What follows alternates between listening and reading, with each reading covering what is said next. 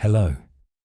Settle in comfortably, wrap yourself up warmly, and let the gentle whisper of stories carry you into a deep, peaceful sleep. The year is 1866. A harsh sun beats down on the open range.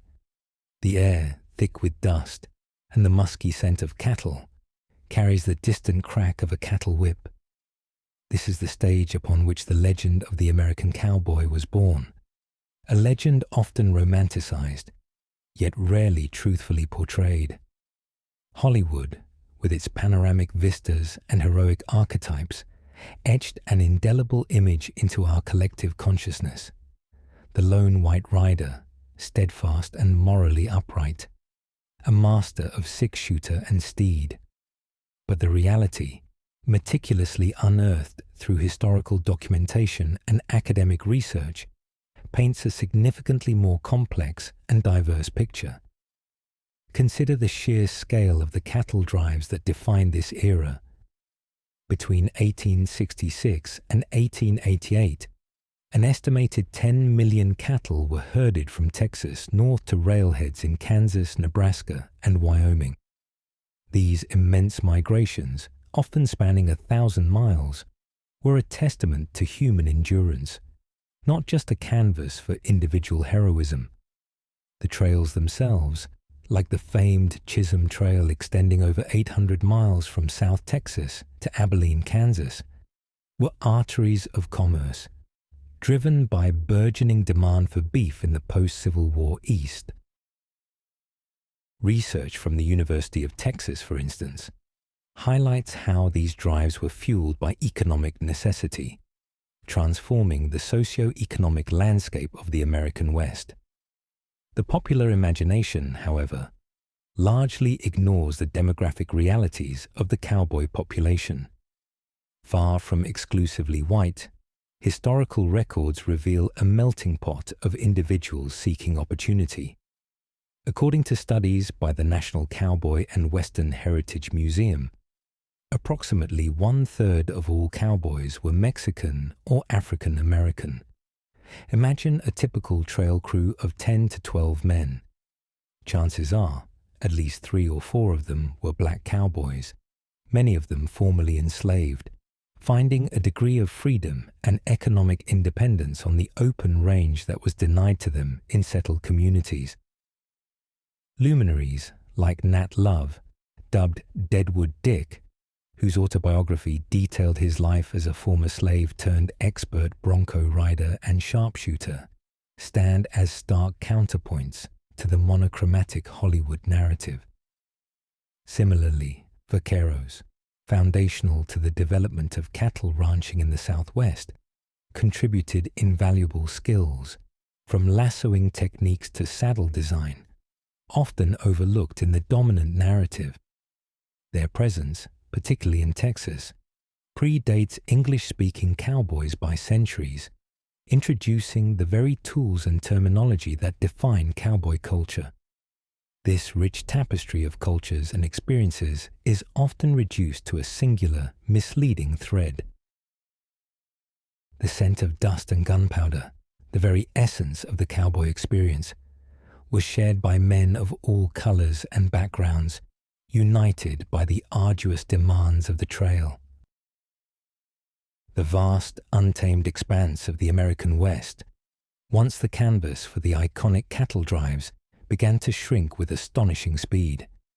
The myth of the endlessly open range, where a cowboy could ride for days without encountering a fence, was precisely that, a myth swiftly dismantled by the forces of technological innovation and agricultural expansion.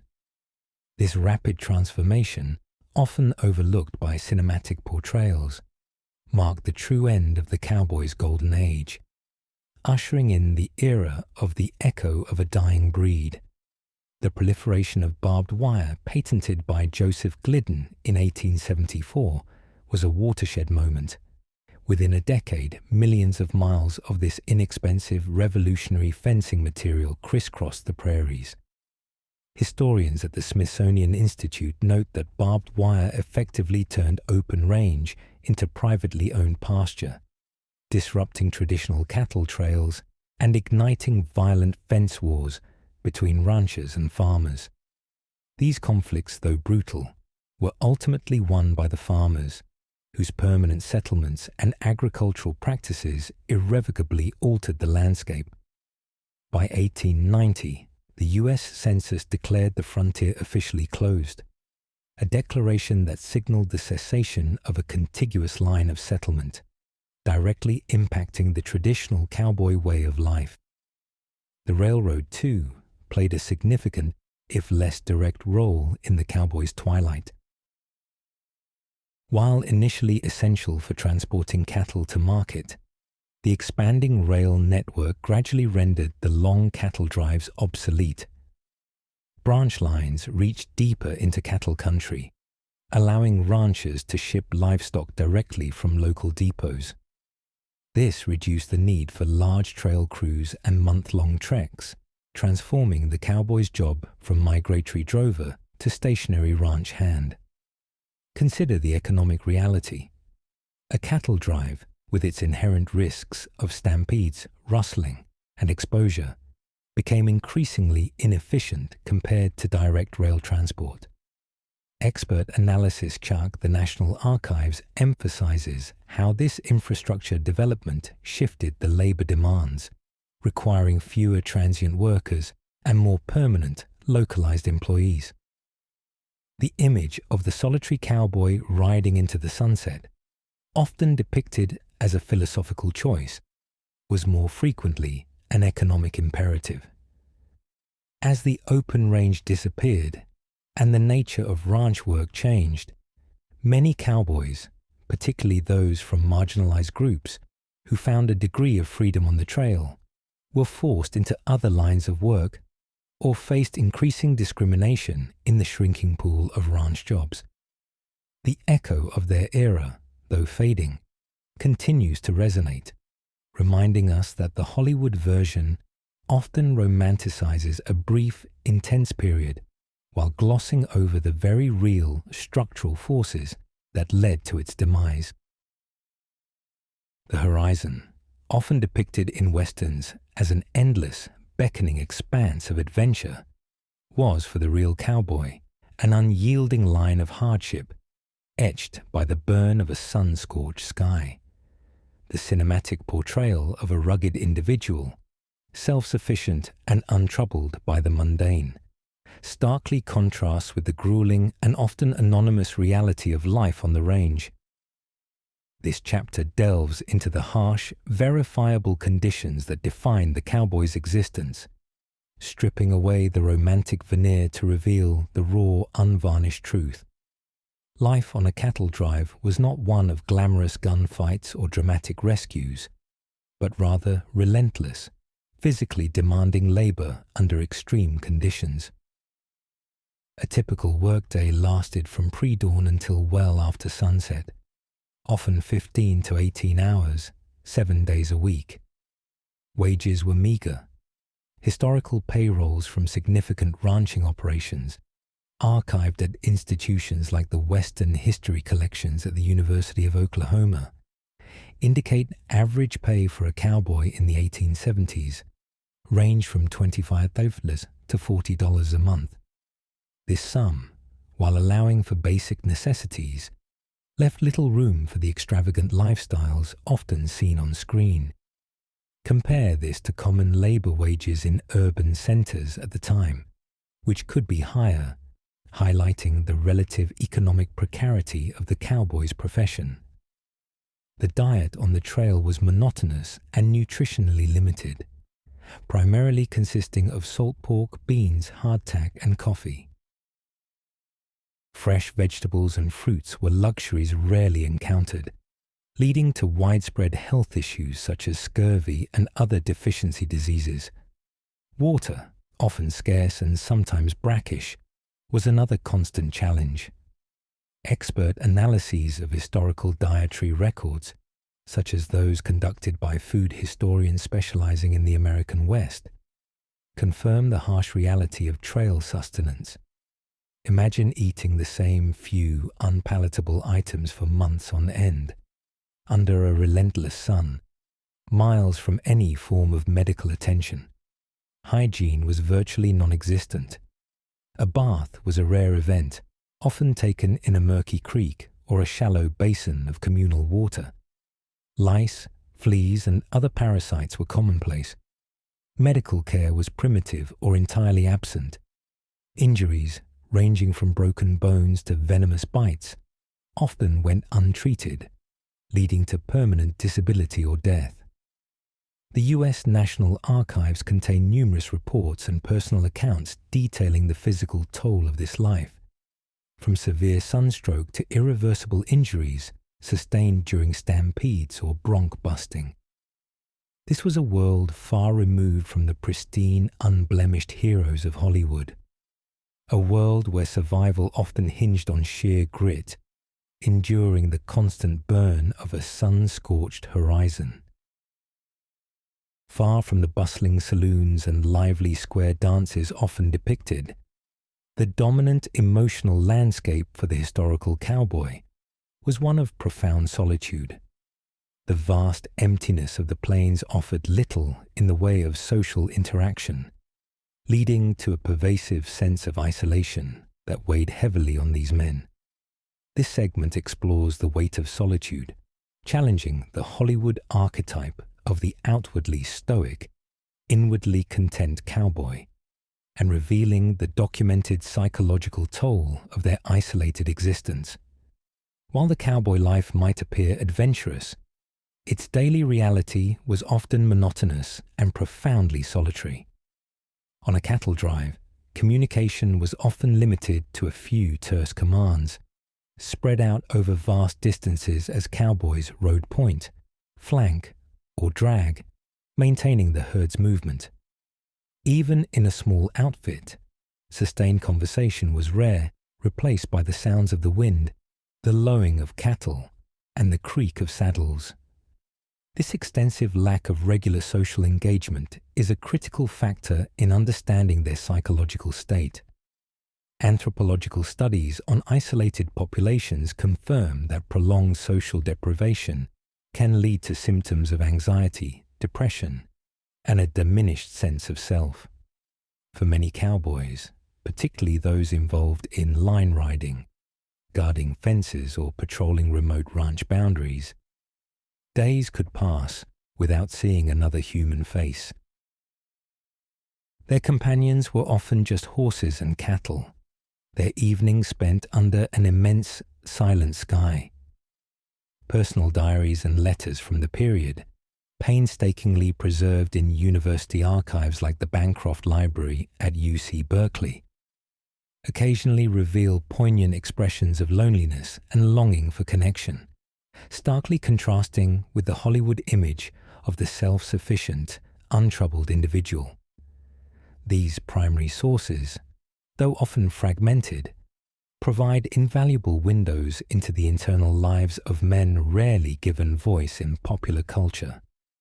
The infrequent stops in frontier towns, far from being the havens of camaraderie and revelry often imagined, frequently served as outlets for accumulated frustrations and isolation. The historical record indicates that these visits were often characterized by heavy drinking, gambling, and occasional violence, behaviors that can, in part, be understood as reactions to prolonged social and emotional deprivation. Sociological research into communities of transient labor often highlights similar patterns of behavior, demonstrating that the human need for social connection is fundamental. The weight of solitude, then, was not merely an atmospheric detail, but a significant, enduring aspect of the cowboy's true emotional burden, a psychological reality seldom explored outside academic circles. Beneath the cinematic gloss of wide-open plains and heroic individualism lies a more complex, often darker truth. The American West was forged not only by the grit of hard labor, but by the insatiable appetite of greed.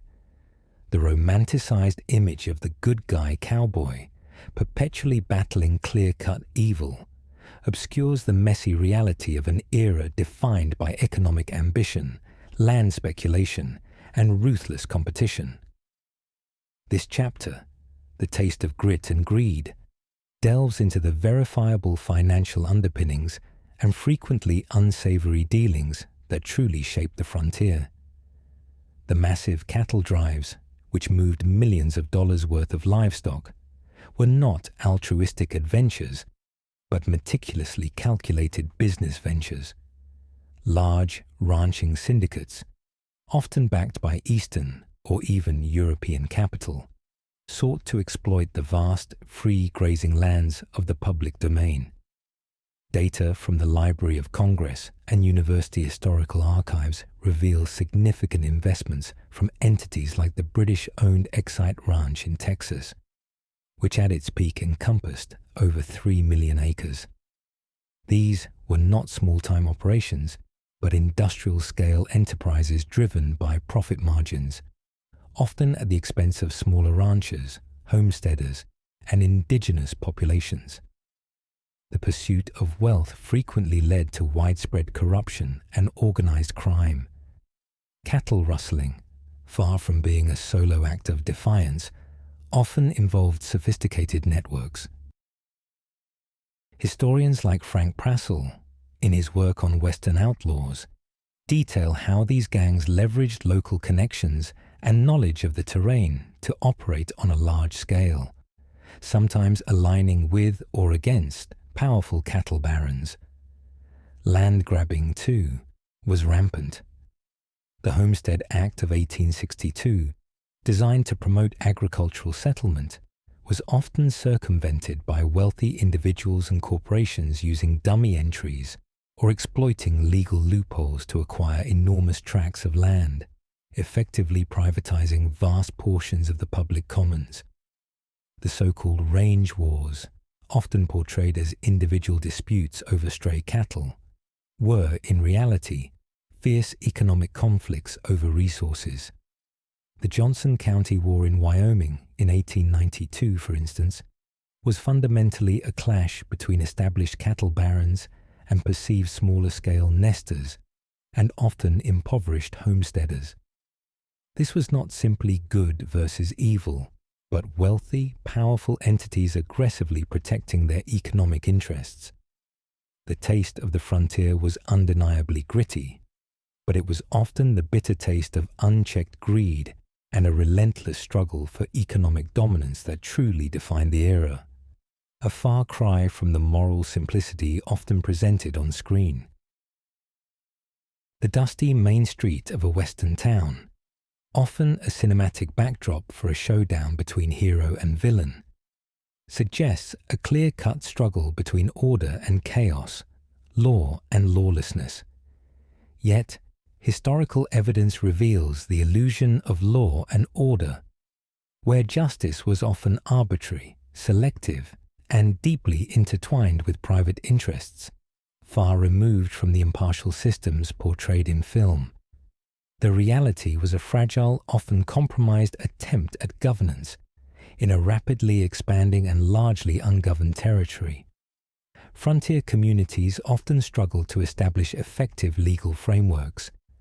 Sheriffs and marshals, romanticized as paragons of virtue, were frequently elected officials with limited jurisdiction, meager resources, and little formal training. Many relied on community support or private funding to enforce a semblance of order. Research by scholars like Richard Maxwell Brown, a leading authority on American violence, details how law enforcement on the frontier was often reactive rather than preventative, primarily focused on property crimes and maintaining the economic interests of influential citizens. The fastest gun motif, while dramatic, overshadows the systemic weaknesses in judicial and law enforcement infrastructure. Vigilantism, frequently glorified as a necessary evil or even a heroic act in Westerns, was a significant, disturbing aspect of frontier justice. Groups like the Montana Vigilantes in the 1860s or the San Francisco Committee of Vigilance executed summary justice, often bypassing due process. while proponents argued it was a response to rampant crime. Historical analysis indicates that vigilance committees often targeted individuals deemed undesirable, or those who threatened the established power structure, rather than solely objective criminals. Expert historians contend that vigilantism undermined the very concept of rule of law, creating a cycle of extra-legal violence that persisted for decades. Moreover, the line between lawman and outlaw was frequently blurred. Figures like Wyatt Earp, widely celebrated for his role in the gunfight at the OK Corral, had a complex history that included documented involvement in saloon keeping, gambling, and a willingness to use violence outside the bounds of official duty. These nuances are often omitted in favor of a clear narrative of good versus evil. The law on the frontier was a patchwork of evolving regulations, personal influence, and sporadic enforcement, often bending to the will of powerful individuals or prevailing economic pressures. The clean, swift justice depicted in cinema was largely an illusion. The vast, glittering canopy of the western night sky, often a romantic backdrop for campfire tales and quiet contemplation in films, held a far more somber reality for those living it. This was a realm of profound vulnerability, where the chill of a starless night brought not only physical discomfort, but the omnipresent spectre of danger, disease, and death. This chapter pulls back the curtain on the harsh, verifiable threats that lurked in the shadows, challenging the sanitized heroism of Hollywood. Exposure to the elements was a relentless killer. Unlike the perfectly coiffed protagonists of westerns, real cowboys battled extreme weather year-round. Blistering summer days gave way to nights that could plunge below freezing, even in warmer months on the open plains. Winters brought blizzards, with temperatures dropping far below zero. The Great Die-Up of 1886-1887, for example, saw an estimated 80–90% of cattle perish across the northern plains, and numerous cowboys froze to death attempting to protect their herds. Documented accounts from the period, preserved by ranching archives, vividly describe frostbite, hypothermia, and the debilitating effects of constant damp and cold, conditions rarely given true weight in cinematic depictions. Beyond the weather, disease was a far more common and insidious threat than bullet wounds. Cholera, smallpox, dysentery, and pneumonia swept through frontier communities and trail crews with devastating efficiency, often claiming more lives than conflicts with outlaws or indigenous peoples. Without modern medicine, sanitary practices, or understanding of contagion, a simple fever could quickly turn fatal. Historians of Western medicine, examining death records and personal correspondence, consistently point to sickness as a primary cause of mortality on the frontier, starkly contrasting with the dramatic, violent ends usually depicted on screen. For indigenous peoples and marginalized groups, the starless night often carried the chill of systemic violence and displacement. The expansion of the cattle industry and settlement was not a peaceful process, but one often marked by conflict, broken treaties, and state-sanctioned aggression. The forced removal of tribes, such as the Cherokee Trail of Tears in the preceding decades, set a brutal precedent for later conflicts. The romanticized cowboy often overlooked the fact that their presence was part of a larger colonial project that devastated native populations. The historical documentation of military campaigns and the decimation of bison herds, centrally important to many indigenous cultures, paints a picture of deliberate destruction.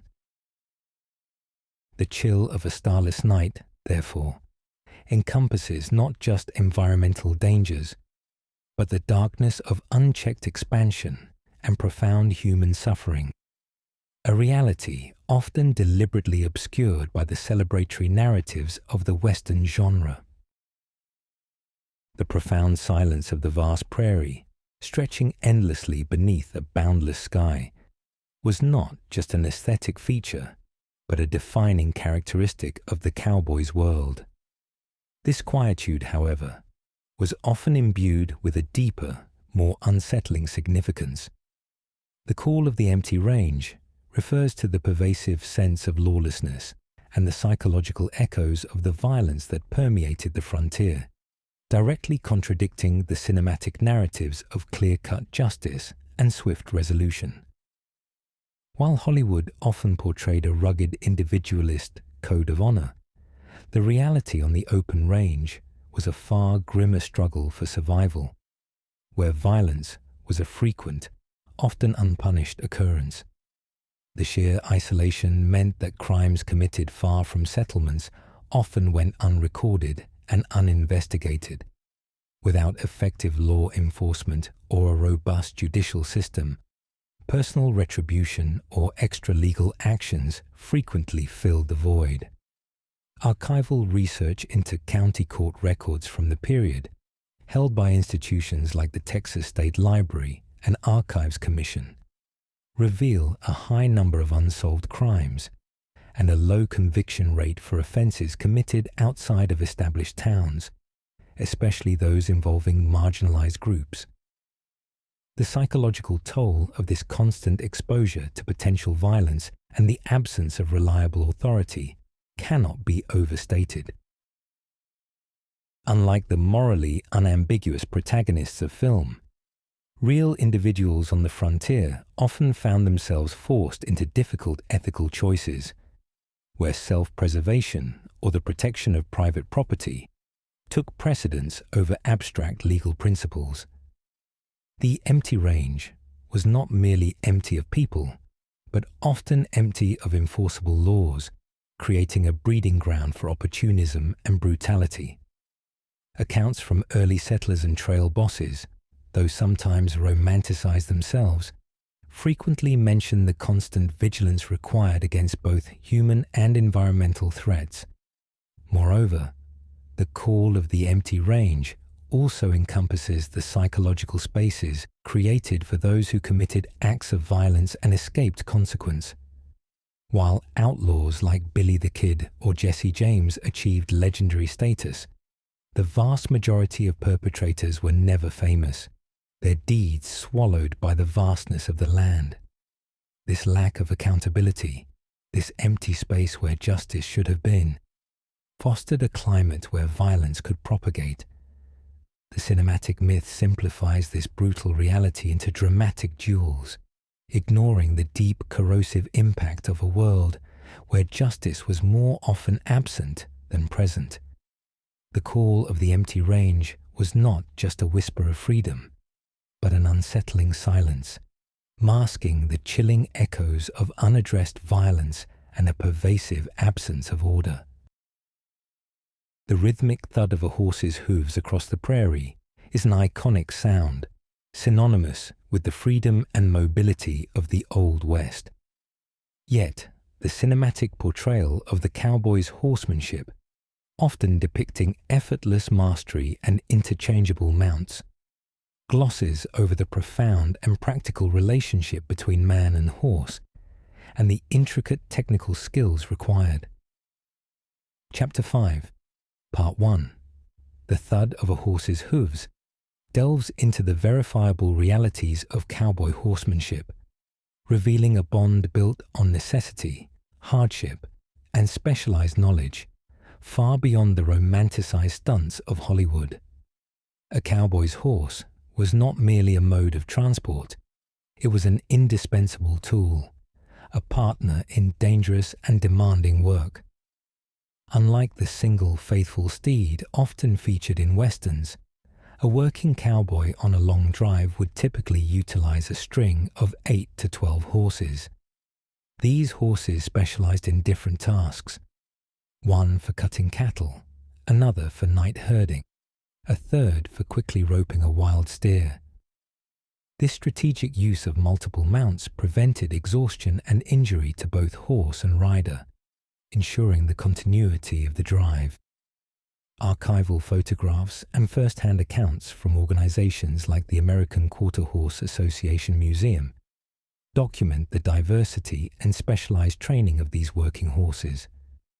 The art of horsemanship for a true cowboy went far beyond simply staying in the saddle. It involved an acute understanding of animal behavior, an ability to read a horse's temperament, and years of mastering techniques like reining with a single hand to control the horse, while simultaneously roping or wielding a cutting horse with incredible precision. This was not a skill acquired overnight, nor was it uniform. The vaqueros of Mexico and the Hispanic Southwest were the originators of many of these techniques, including the use of lassos and specific saddle designs, influencing American cowboy culture significantly. Their methods were adopted and adapted, forming the bedrock of modern Western riding. The equipment itself, often seen as mere props in film, was crucial. The Western saddle, with its prominent horn, was designed for roping, providing a secure anchor. Bits, spurs, and bridles were tools of communication, not just adornment. Expert horsemanship was a matter of survival, not just show. A cowboy's life, and the success of the entire cattle drive, literally depended on the thud of a horse's hooves, each carefully chosen, expertly trained, and deeply respected animal, a vital component of a dangerous and demanding profession, a reality far more nuanced than the cinematic ideal. The endless movement across open terrain, a fundamental aspect of the cattle drives, created a unique existence, a lifestyle defined by the rhythm of a nomadic life. This constant motion, driven by the needs of the herd and the demands of geography, permeated every aspect of a cowboy's daily routine, from their sparse possessions to their social structures, often leaving little room for the rooted domesticity frequently implied by the cinematic narrative. Unlike the homesteaders attempting to cultivate a parcel of land, or the townspeople building permanent structures, the cowboy's life was inherently transient. Their homes were often temporary camps, their possessions limited to what could be carried on horseback: a bedroll, basic cooking utensils, and a change of clothes. Evidence from inventories of old ranches and personal effects found in archaeological sites from the period confirm this minimalism.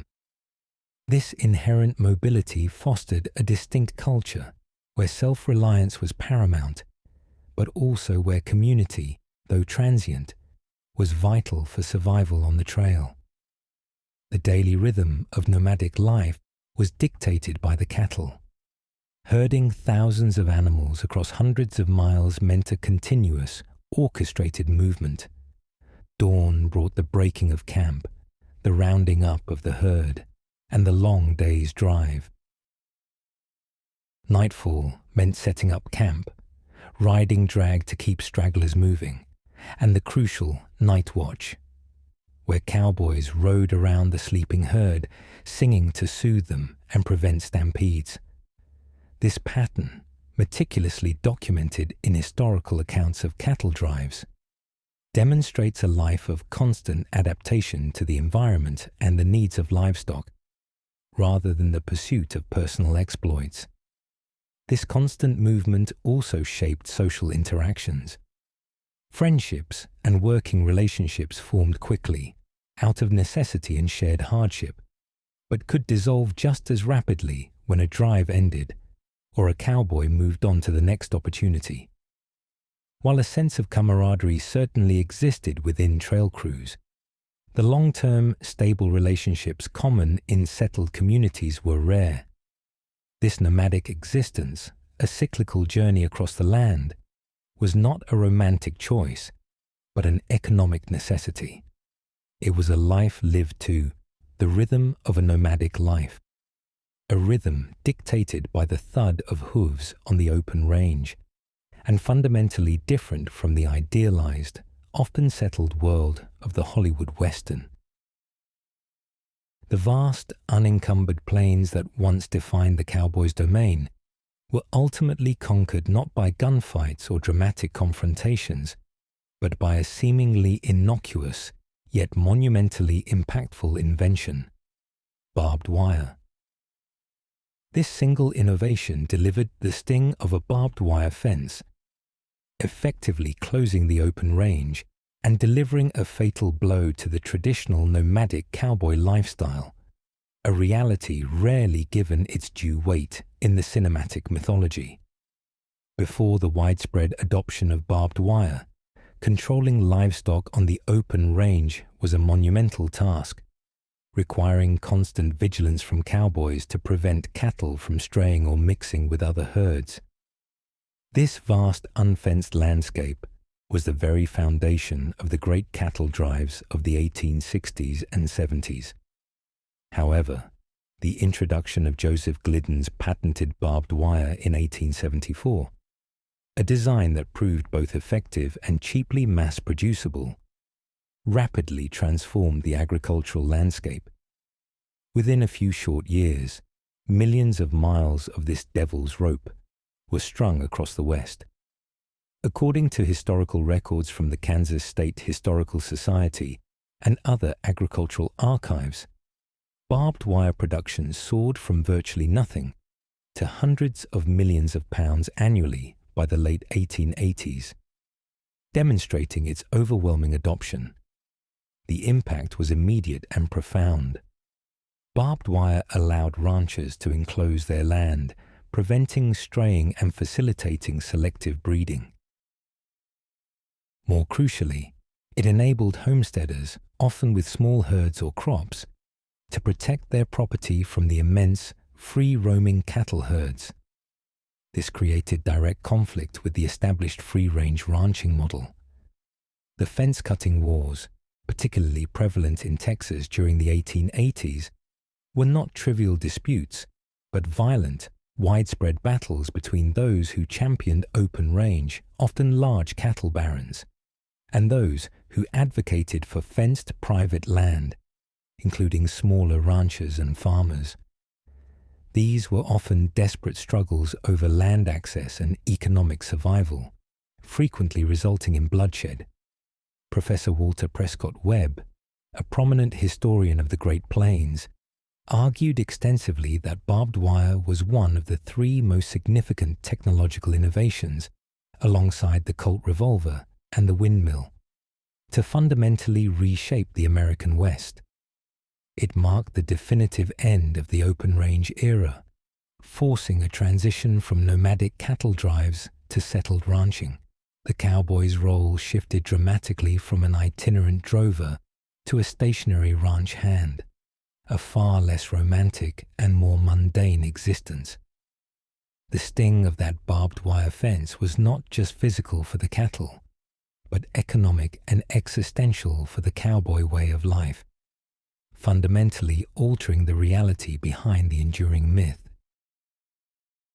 The vast dynamic expanse that defined the American frontier, a concept central to the cowboy myth, was not an eternal landscape but a fleeting historical phenomenon. The forces of progress, settlement, technological advancement, and governmental policy collectively contributed to the fading frontier, irrevocably altering the very stage upon which the cowboy legend played out and fundamentally reshaped the West. This transformation ushered in the end of one era and the beginning of another, far removed from the cinematic ideal. The official declaration by the U.S. Census Bureau in 1890 that a continuous frontier line no longer existed was a pivotal moment. This wasn't a sudden event, but the recognition of decades of relentless westward expansion and settlement. The Homestead Act of 1862, which granted 160 acres of land to settlers willing to cultivate it, spurred millions to migrate, transforming Native American lands into farms and towns. By 1900, over 80 million acres had been claimed under the Act, fundamentally altering the demographic and geographical makeup of the West. This agricultural tide, combined with the swift expansion of railroads and the advent of barbed wire, dismantled the conditions necessary for the traditional open-range cattle industry. Beyond settlement, industrialization played a crucial role. The mechanization of agriculture, with innovations like the steel plow and eventually tractors, made large-scale farming more efficient, cementing the shift from ranching dominance to agricultural productivity in many areas. Mining operations, burgeoning cities, and an increasingly sophisticated transportation infrastructure further integrated the West into the national economy, eroding its frontier isolation and self-sufficiency. These were demonstrable, measurable changes, documented in government reports and economic surveys of the era. The fading frontier meant the practical end of the cowboy as a nomadic drover. His role became specialized, localized, and largely indistinguishable from other agricultural laborers. The era of the grand cattle drives, lasting roughly 2 decades, was remarkably brief in the grand sweep of American history. Yet, its romanticization in popular culture solidified just as its reality dissipated.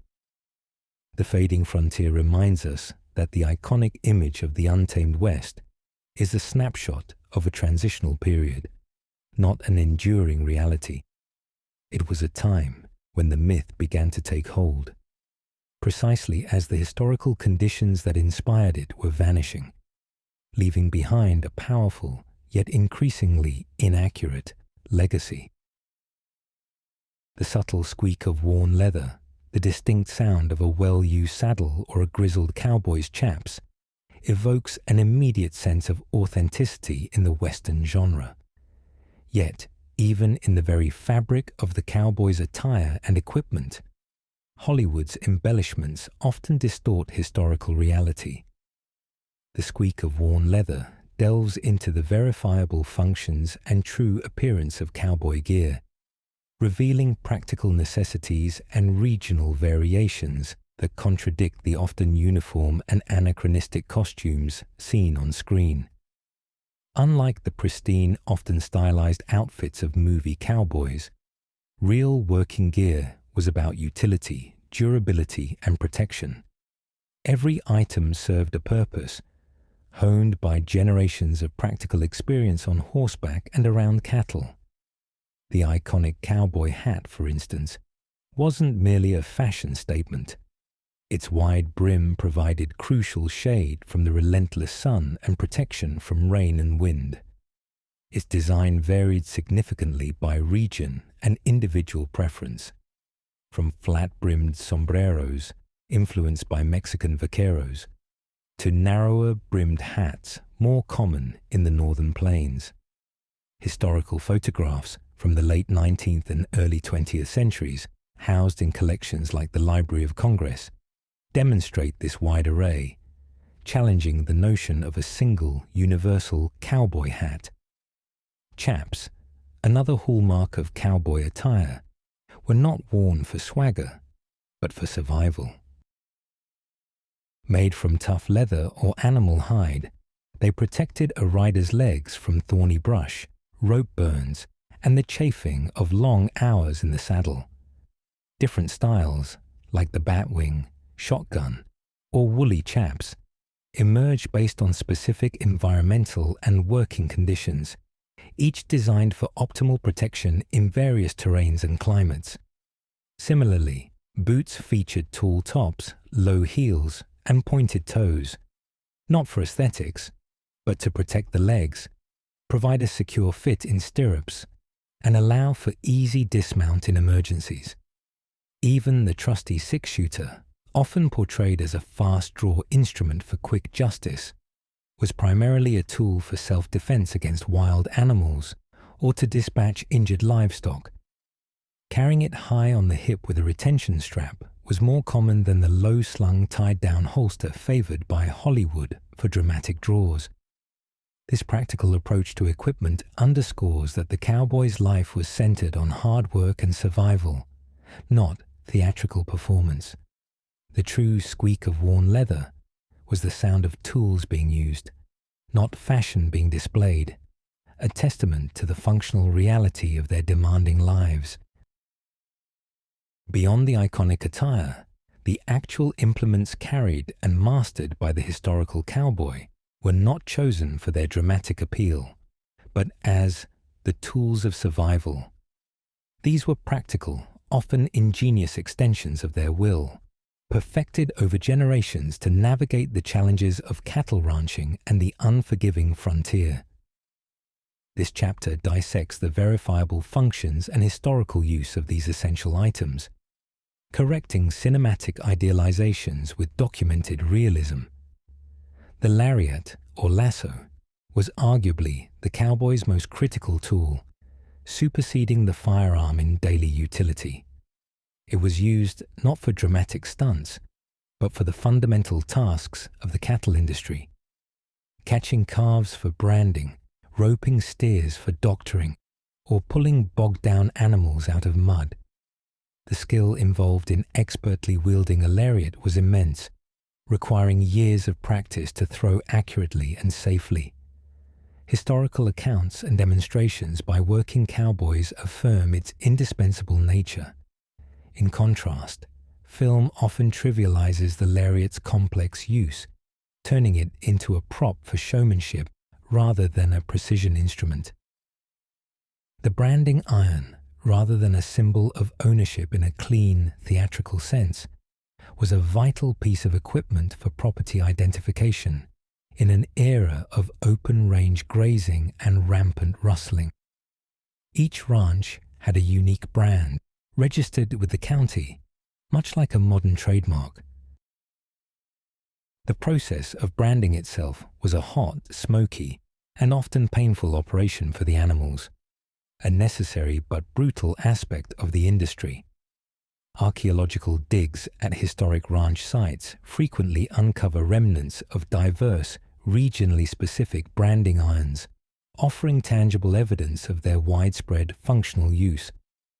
Firearms, while undeniably present, were far less ubiquitous or central to the cowboy's daily routine than Hollywood suggests. The average cowboy rarely engaged in gunfights.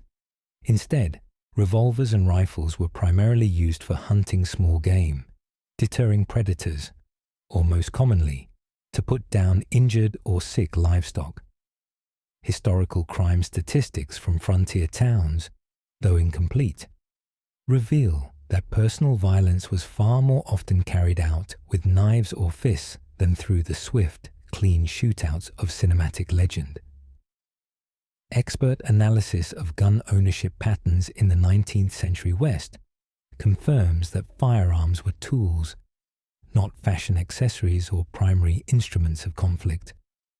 These were the true tools of survival, reflecting a life of hard work and practicality, not the romanticized gun-slinging fantasies of the silver screen.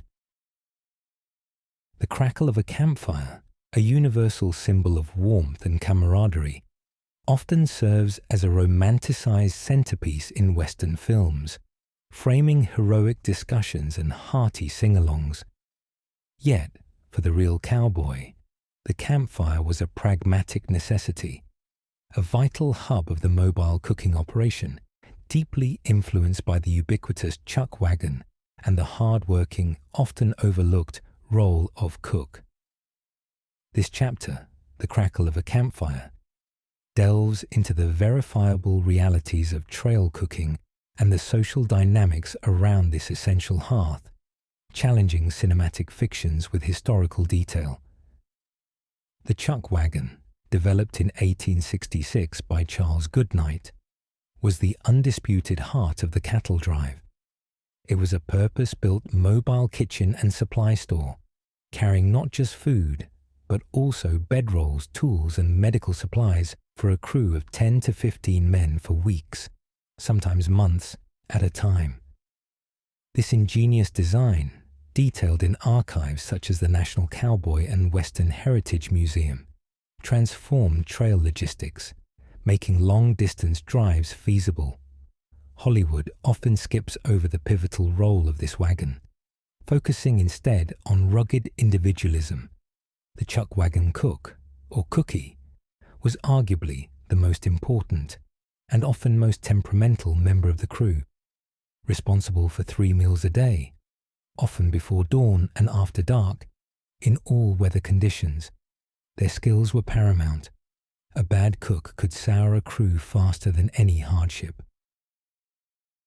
Their domain was the campfire and the back of the chuck wagon, from which they served a highly caloric but monotonous diet of beans, salt pork, sourdough biscuits, coffee, and occasional canned goods.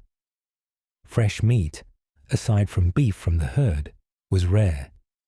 Historical menus and accounts from actual trail cooks, such as those collected in the seminal work The Chisholm Trail by Wayne Guard, highlight the consistency and practical limitations of chuck wagon cuisine, a far cry from the varied and plentiful feasts sometimes depicted in film.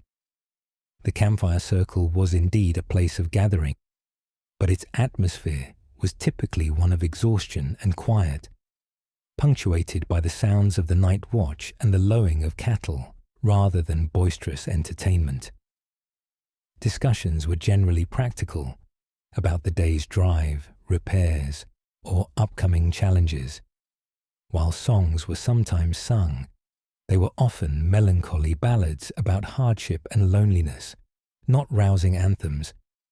The crackle of a campfire, then, was the sounds of basic survival and functional camaraderie, a far more grounded reality than the romanticized hearth of cinematic mythology. Beneath the boundless canvas of the prairie sky, illuminated by stars countless beyond measure, the real cowboys did indeed share stories.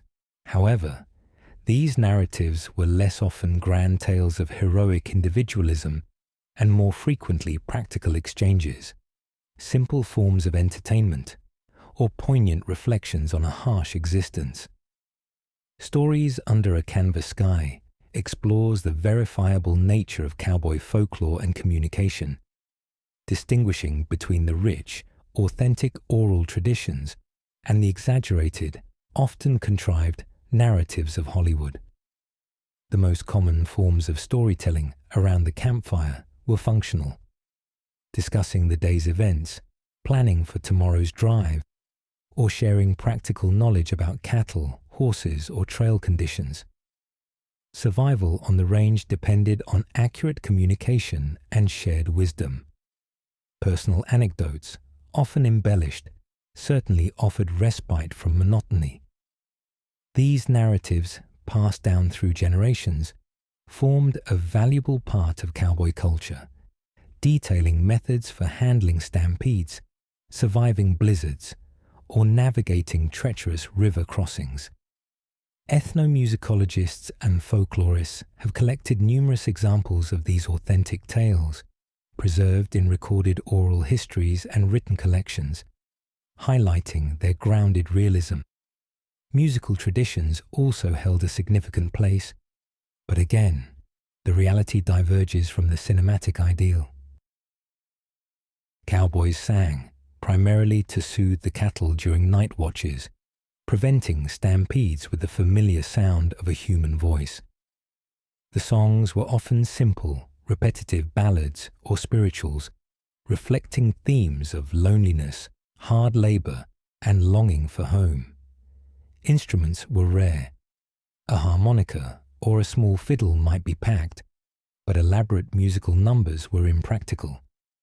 The genre of cowboy poetry also emerged from this tradition, offering stark, often melancholic verse describing daily hardships, the beauty of the landscape, and the challenges of a transient life. This was the authentic voice of the cowboy, a far cry from the polished, studio-produced songs common in movie westerns. Moreover, the stories shared extended beyond the campfire to the broader circulation of tales about legendary figures. However, these were often magnified and embellished through dime novels and early pulp fiction, laying the groundwork for Hollywood's exaggerations. Figures like Pecos Bill or regional toughs became larger than life, their exploits amplified with each retelling. This tradition demonstrates how myth-making began long before the cameras rolled, often overshadowing the quieter, more genuine stories under a canvas sky about solidarity, stoicism, and the unyielding demands of an arduous, often unrewarding life on the frontier.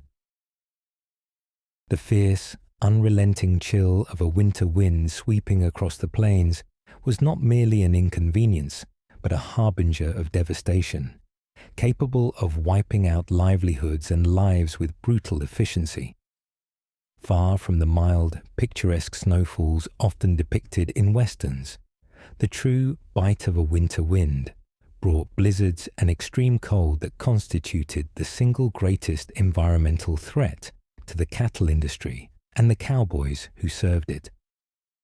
This chapter dissects the brutal, verifiable impact of winter, exposing a reality that belies cinematic romanticism.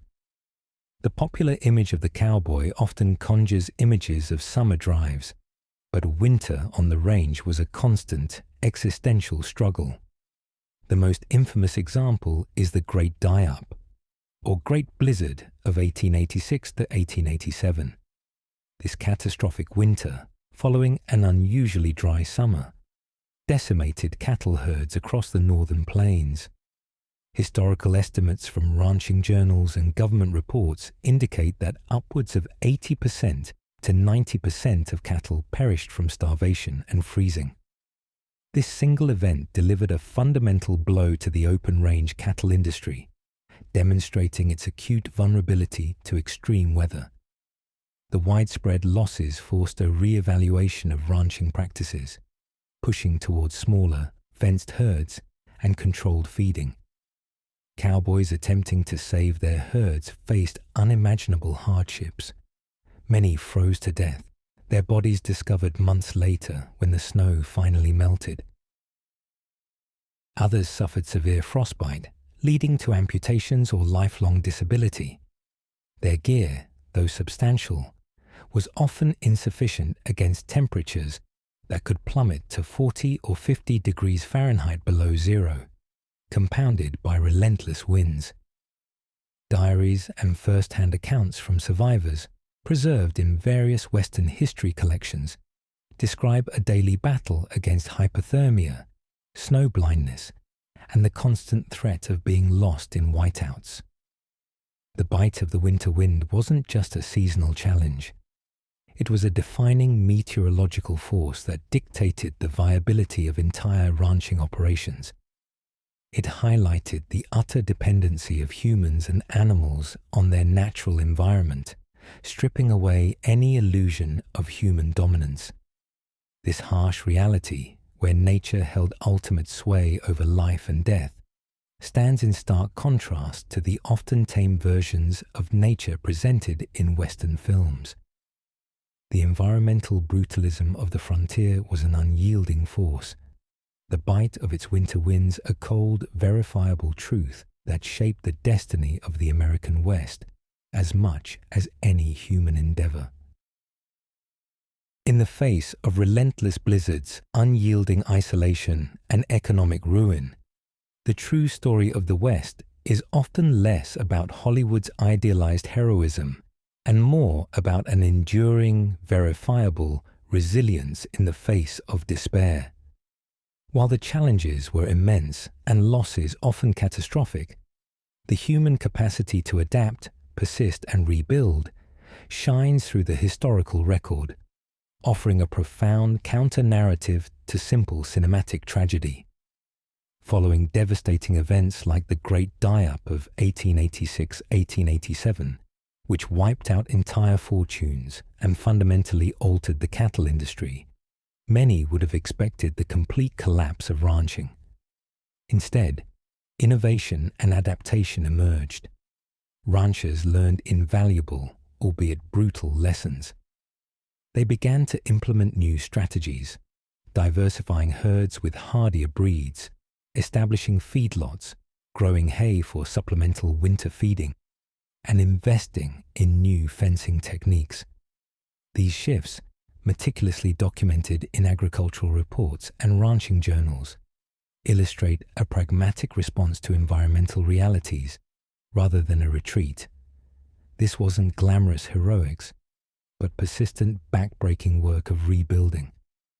The very nature of cowboy work itself, while harsh, fostered a strong ethos of self-reliance and mutual aid. Despite the loneliness, small communities and trail crews often relied on each other for survival. When disaster struck, neighbors would often assist in rounding up scattered remnants of herds or helping rebuild fences, demonstrating an informal network of support vital on the isolated frontier.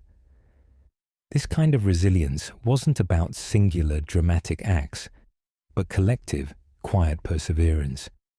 This communal spirit, though less theatrical, was a verifiable force on the frontier, essential for overcoming shared adversities.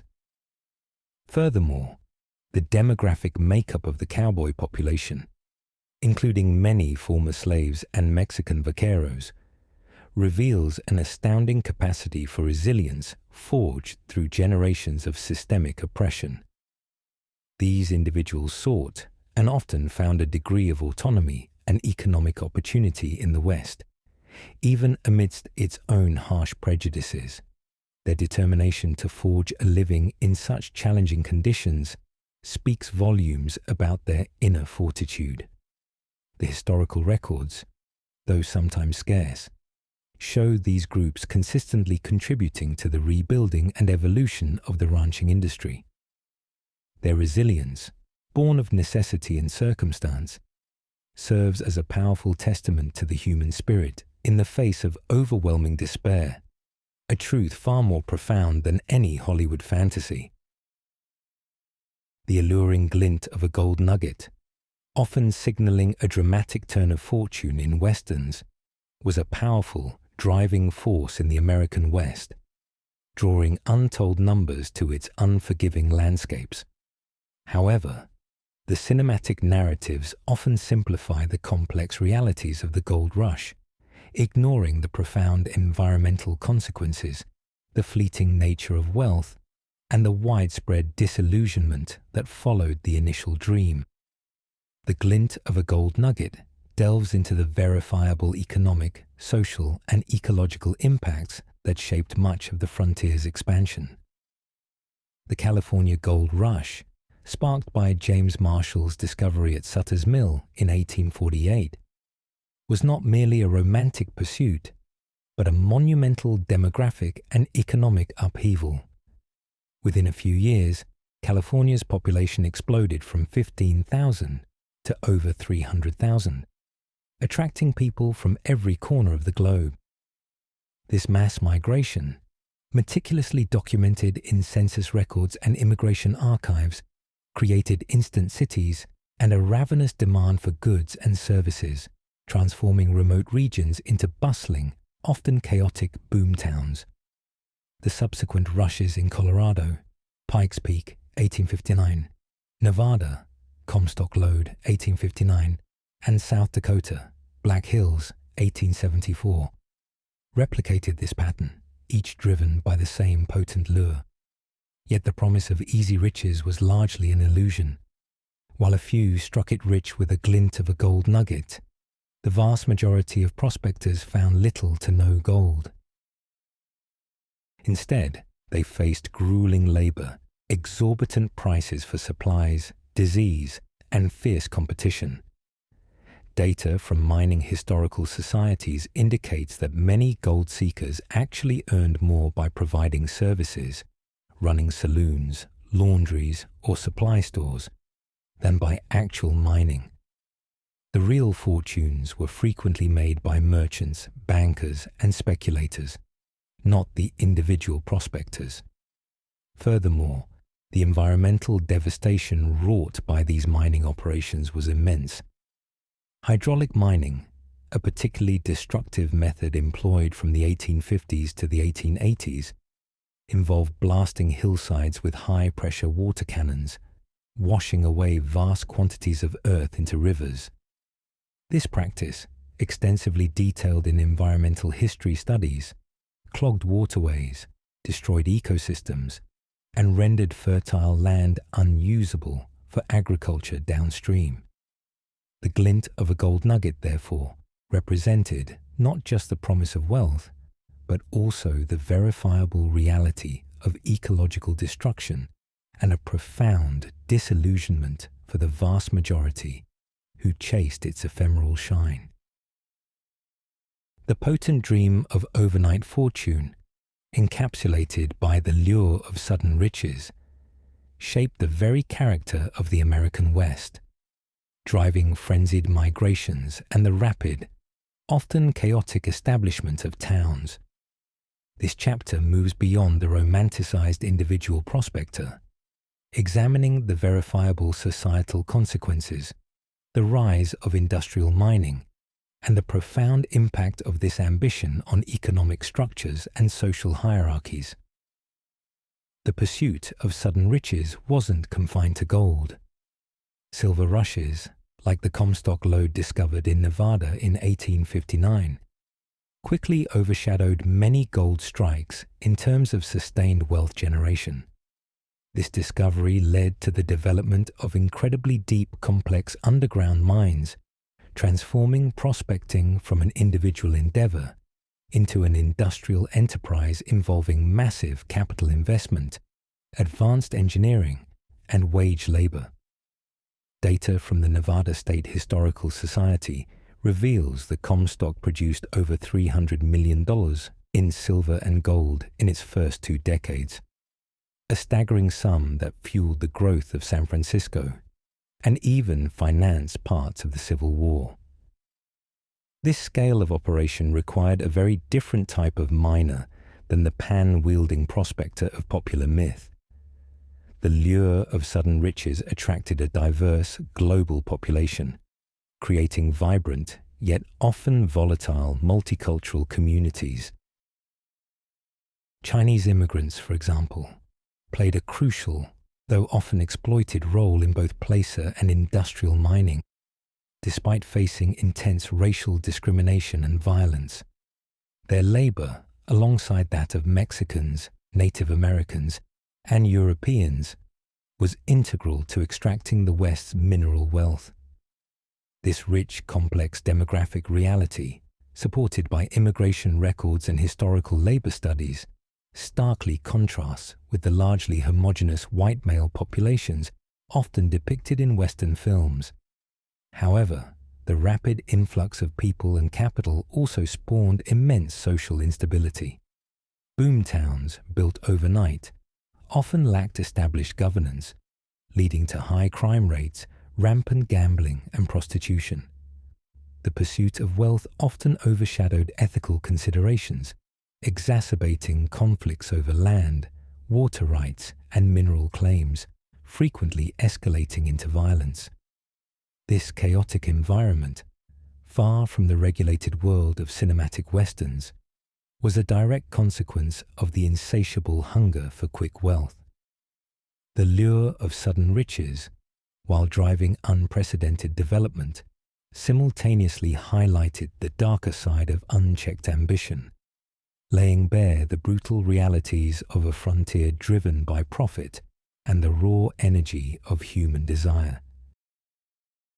The rich, invigorating aroma of strong coffee, steaming from a tin cup, is a sensory detail that might seem universally authentic to the Western experience.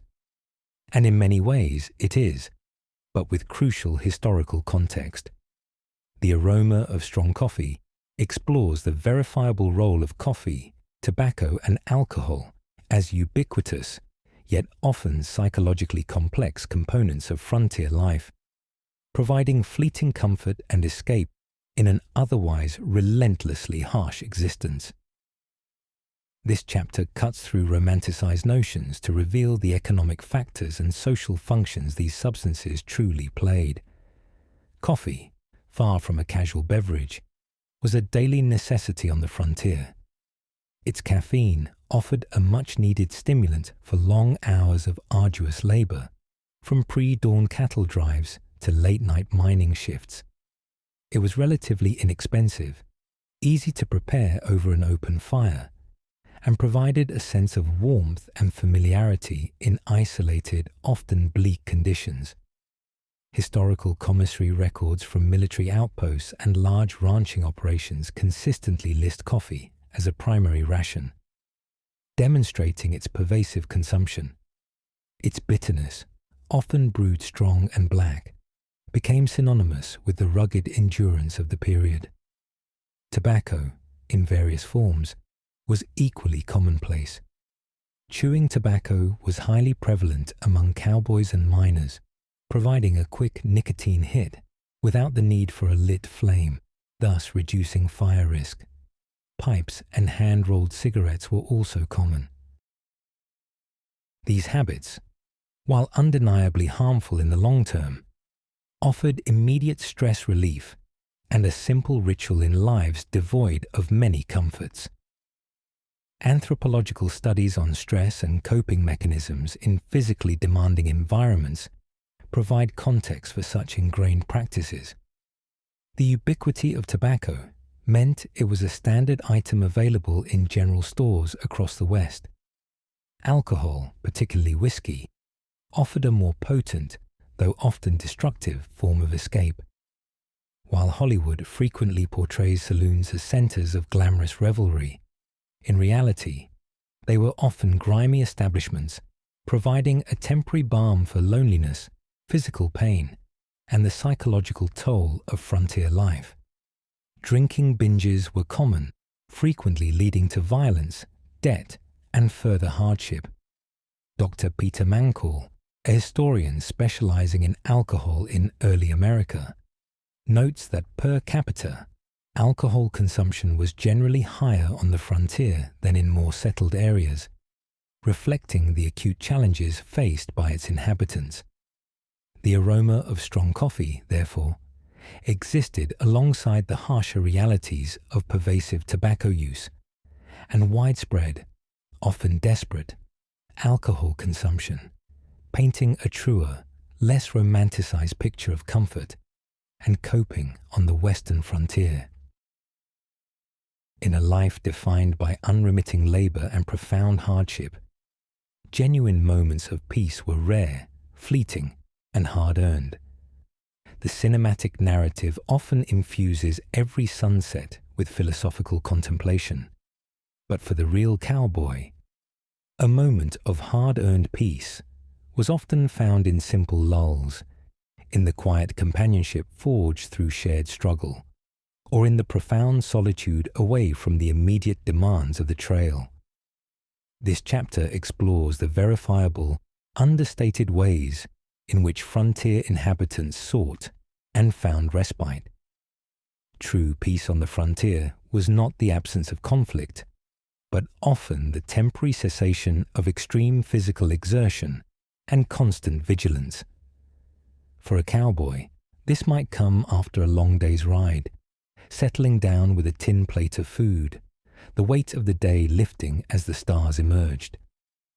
These were not moments for grand pronouncements, but for quiet reflection, perhaps exchanging a few words with a trusted companion, or simply listening to the sounds of the night herd. Diaries and letters from the period, though sporadic, often hint at the profound relief found in such simple, unadorned moments of quiet. The camaraderie of the trail, while not the boisterous fellowship of film, offered genuine solidarity, sharing stories, even mundane ones, playing an occasional hand of cards, or listening to a fiddle or harmonica by the campfire provided crucial psychological breaks. These were not elaborate entertainments, but essential forms of social connection in an isolating world. Teamwork was paramount for survival, And from this common purpose, a deep, if sometimes unspoken bond often developed among working crews, transcending racial or ethnic lines in the face of shared adversity. The very act of relying on another man for one's life often fostered a potent, if understated, sense of community. Ultimately, these moments of hard-earned peace underscore the human need for connection and respite, even in the most challenging environments.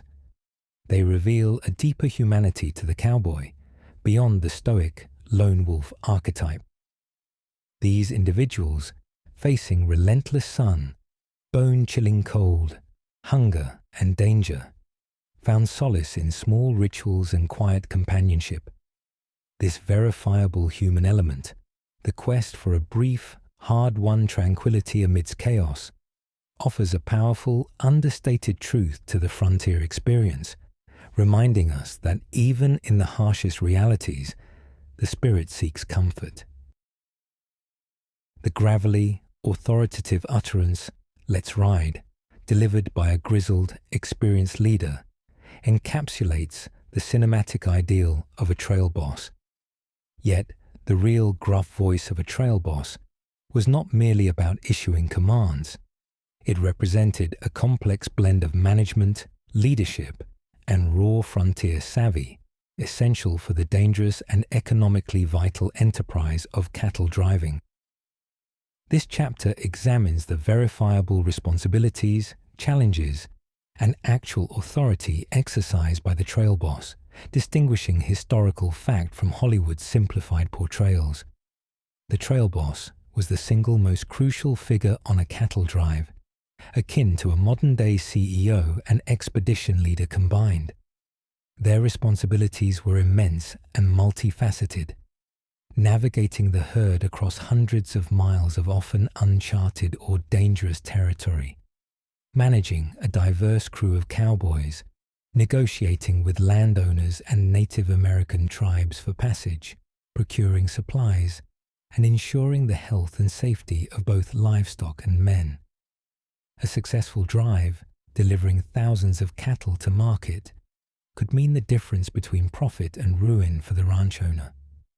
Historical accounts and operational records from major cattle companies emphasize the trail boss's pivotal role in the financial success or failure of these ventures. Decision-making on the trail was constant and critical.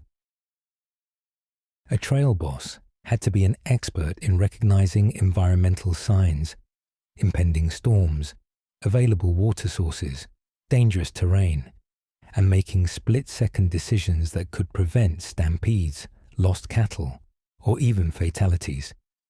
They were also responsible for managing intercrew conflicts and dispensing frontier justice, often without official legal recourse, underscoring the blurred lines of authority on the open range. The best trail bosses possessed not only physical prowess but also a deep knowledge of logistics, human nature, and animal psychology. Accounts from figures like Shanghai Pierce, a legendary Texas cattleman, illustrate the blend of cunning and force required. Their gruff voice was less about theatrical bluster and more about asserting undeniable command in high-stakes situations. Discipline was essential for the safety of the entire crew and the success of the drive. The trail boss's authority was often absolute while on the trail, a necessity in an environment where mistakes could be catastrophic. The verifiable power of this figure, therefore, was not merely charismatic, but deeply rooted in practical experience and the heavy weight of responsibility for tens of thousands of dollars worth of cattle and the lives of their crew. The gruff voice was the sound of true leadership under immense pressure, a far cry from the often simplistic, idealized heroes of cinema. Beneath the broad command of the trail boss, the cowboy crew itself was not a collection of equal individuals, but a finely tuned working unit, structured by the hierarchy of the herd. This practical division of labor, essential for managing thousands of cattle across vast distances, reflects documented roles and responsibilities rarely explored with accuracy in cinematic portrayals. Understanding this internal organization is key to grasping the true operational complexity of a cattle drive. At the top of the cowboy hierarchy, directly beneath the trail boss, was the ramrod or second foreman. This individual was responsible for the daily supervision of the cowboys, ensuring tasks were carried out efficiently and maintaining discipline. They possessed extensive experience and stood to serve as the trail boss's immediate successor, a position of significant trust and skill. The existence of such clear leadership structures is supported by numerous historical ranching handbooks and personal memoirs from the era. Below the ramrod were specialized roles, each vital to the drive's success. The point riders, usually two of the most experienced cowboys, rode at the front of the herd, guiding the direction and setting the pace. Their decisions directly impacted the herd's movement and overall efficiency. Following them were the flank riders, positioned along the sides of the herd, keeping it from spreading too wide. At the rear, in the dustiest, least desirable position, rode the drag men. Often the youngest or least experienced cowboys, their job was crucial for keeping stragglers moving, despite the choking dust and slower pace. This division wasn't arbitrary. It was a proven method of managing a massive dynamic entity like a cattle herd. Beyond these riding positions, other essential roles included the wrangler, responsible for the horse remuda, ensuring fresh mounts were always available, and the chuck wagon cook, whose vital role we've previously discussed. Each position carried specific duties and expectations, forming a coherent, interdependent system. This hierarchy was not based on bravado or personal drama, but on practical experience, skill, and the needs of the herd. The efficient management of the hierarchy of the herd allowed for monumental feats of logistics and endurance, a verifiable example of organized labor and specialized skill, starkly contrasting with films that often present cowboys as interchangeable, individualistic characters. The gentle rustle of prairie grass, often an ambient, harmonious soundscape in cinematic westerns, was for the real inhabitants of the frontier, a nuanced and often complex auditory cue. It masked both the subtle signs of nature's bounty and the indelible marks of environmental transformation, a reality far richer and more fraught than romanticized depictions allow. The rustle of prairie grass explores the verifiable ecological impact of human activity, particularly ranching and agriculture, on the delicate balance of the Great Plains. Before widespread settlement, the vast North American prairies were dominated by resilient native grasses, such as big bluestem and switchgrass, supporting immense herds of bison and diverse ecosystems. This rich grassland, meticulously documented by early naturalists and ecologists, provided the primary feedstock for the cattle industry. However, the introduction of millions of head of domestic cattle by the 1870s, grazing continuously and heavily, began to exert unprecedented pressure on these fragile ecosystems.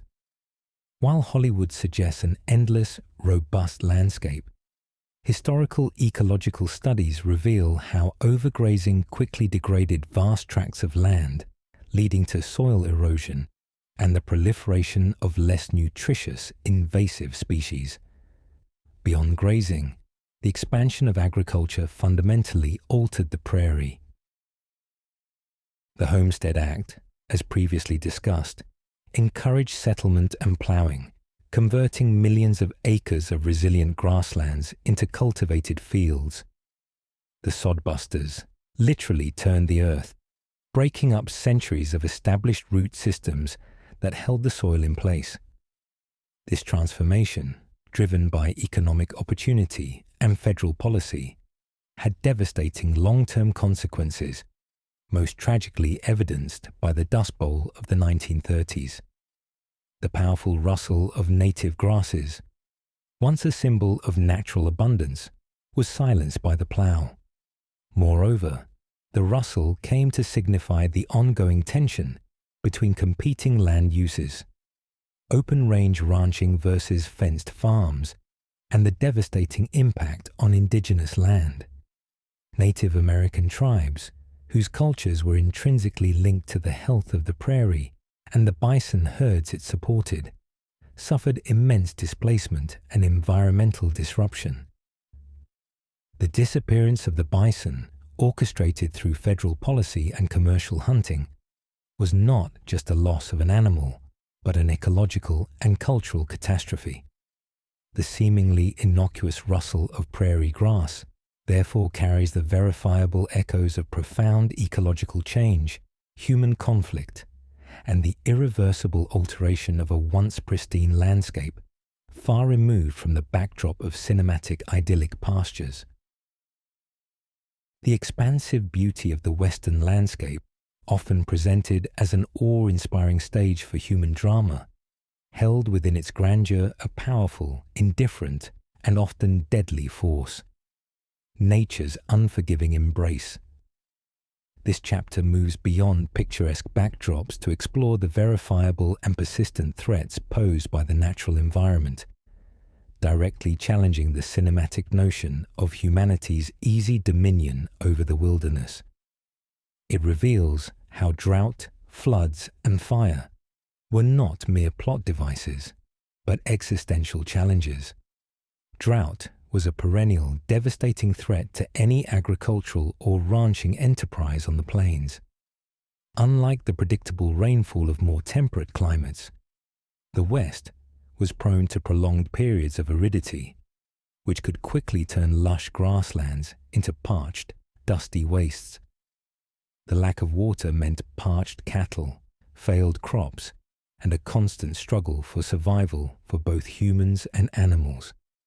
Historical weather records, analyzed by climatologists, confirm cycles of severe drought that repeatedly scourged the region, notably in the 1880s and again in the early 20th century. These were not isolated incidents, but patterns that fundamentally shaped settlement and economic activity. Conversely, sudden and torrential floods, particularly in flash flood-prone canyons and river systems, presented equally grave dangers. Rapid snowmelt or intense thunderstorms could turn dry riverbeds into raging torrents in minutes, sweeping away livestock, property, and lives. While less frequently depicted than gunfights, these natural disasters caused immense, verifiable loss. Geological surveys and historical reports detail numerous instances of settlements being destroyed and cattle herds drowned, showcasing the fickle and violent nature of the Western climate.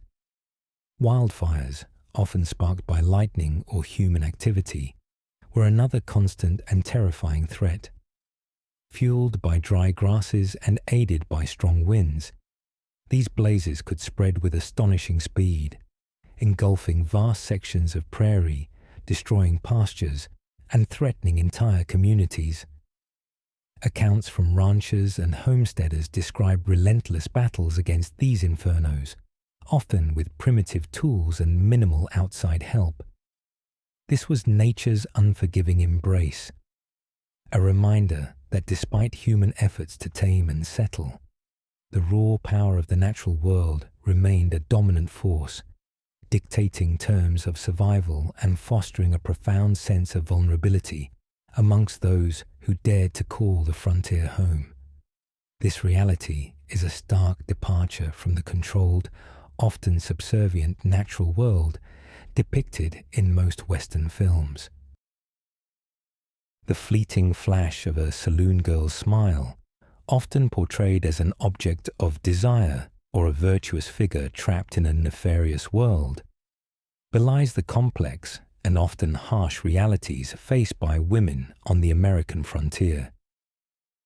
The flash of a saloon girl's smile delves into the verifiable roles, economic circumstances, and social stratification of women in the Old West, challenging the glamorous and often simplified depictions in Hollywood films. The female population on the frontier was never a monolithic entity. Women occupied a wide spectrum of social and economic positions. Hollywood's ubiquitous saloon girl stereotype, while rooted in historical fact, often overlooks the immense diversity of their experiences.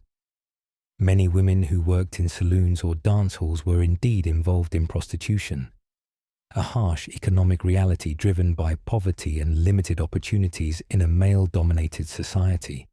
However, others were legitimate entertainers, waitresses, or even business owners who leveraged these establishments to gain a foothold in nascent frontier economies. Historical records, such as local tax assessments and court documents, reveal women owning property, running boarding houses, and operating businesses, underscoring their entrepreneurial spirit.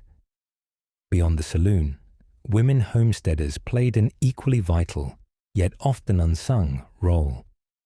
Under the Homestead Act, single women could claim and work land, and many did.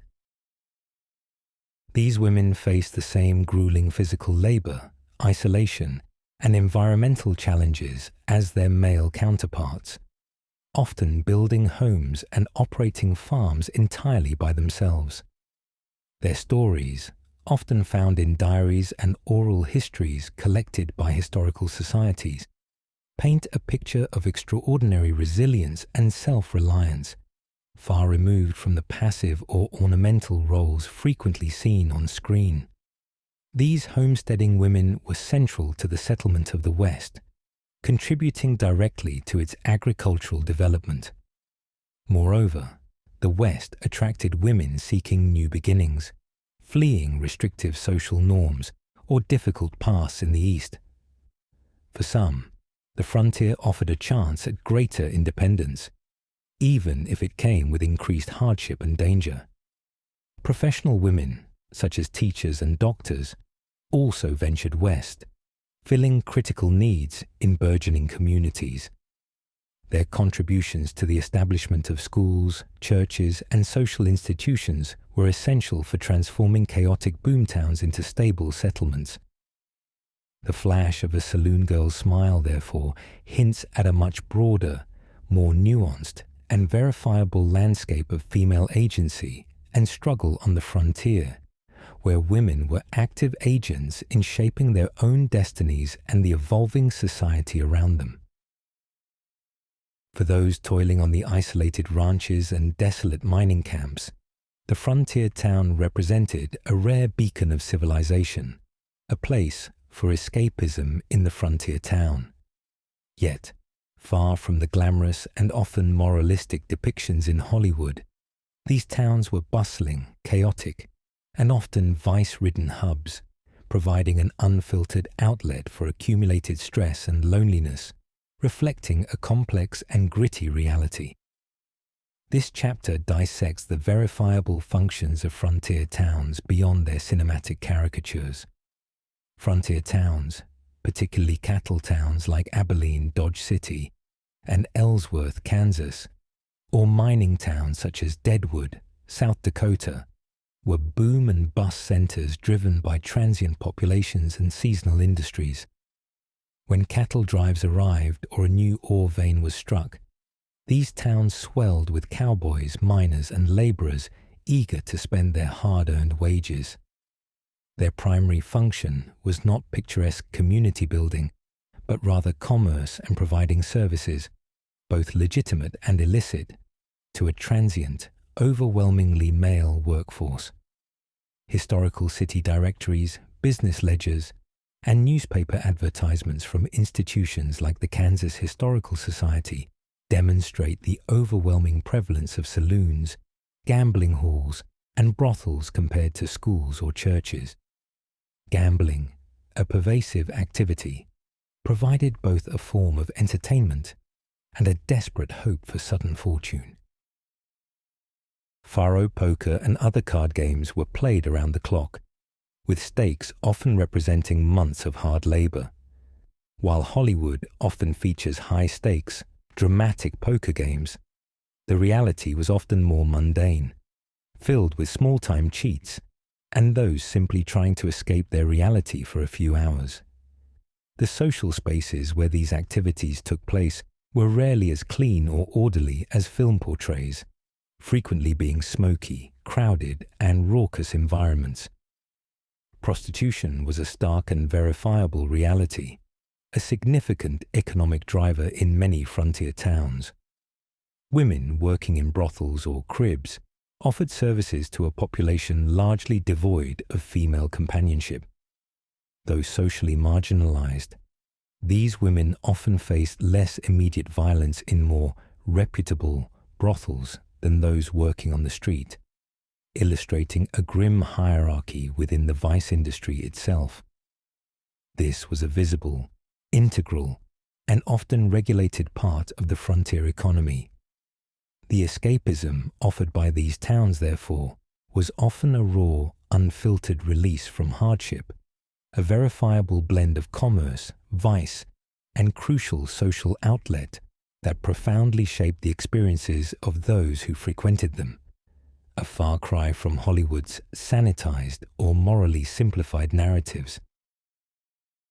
The terrifying scream of a stampede, though a cinematic staple for building suspense, captures only a fraction of the chaos and genuine peril it represented for cowboys. Far from a mere dramatic set piece, a stampede was an unpredictable, often catastrophic force of nature that tested the limits of endurance, skill, and sheer courage, holding the power to annihilate livelihoods and claim lives in a brutal instant. This chapter, The Scream of a Stampede, delves into the verifiable dangers and devastating consequences of such events. A cattle stampede was one of the most feared occurrences on the trail, triggered by anything from a sudden lightning strike, a sudden noise, or even the scent of a predator. Thousands of panic-stricken longhorns could transform into an irresistible, thundering wave of hooves and horns. The sound alone was deafening, a roar that could be heard for miles, often signaling impending disaster.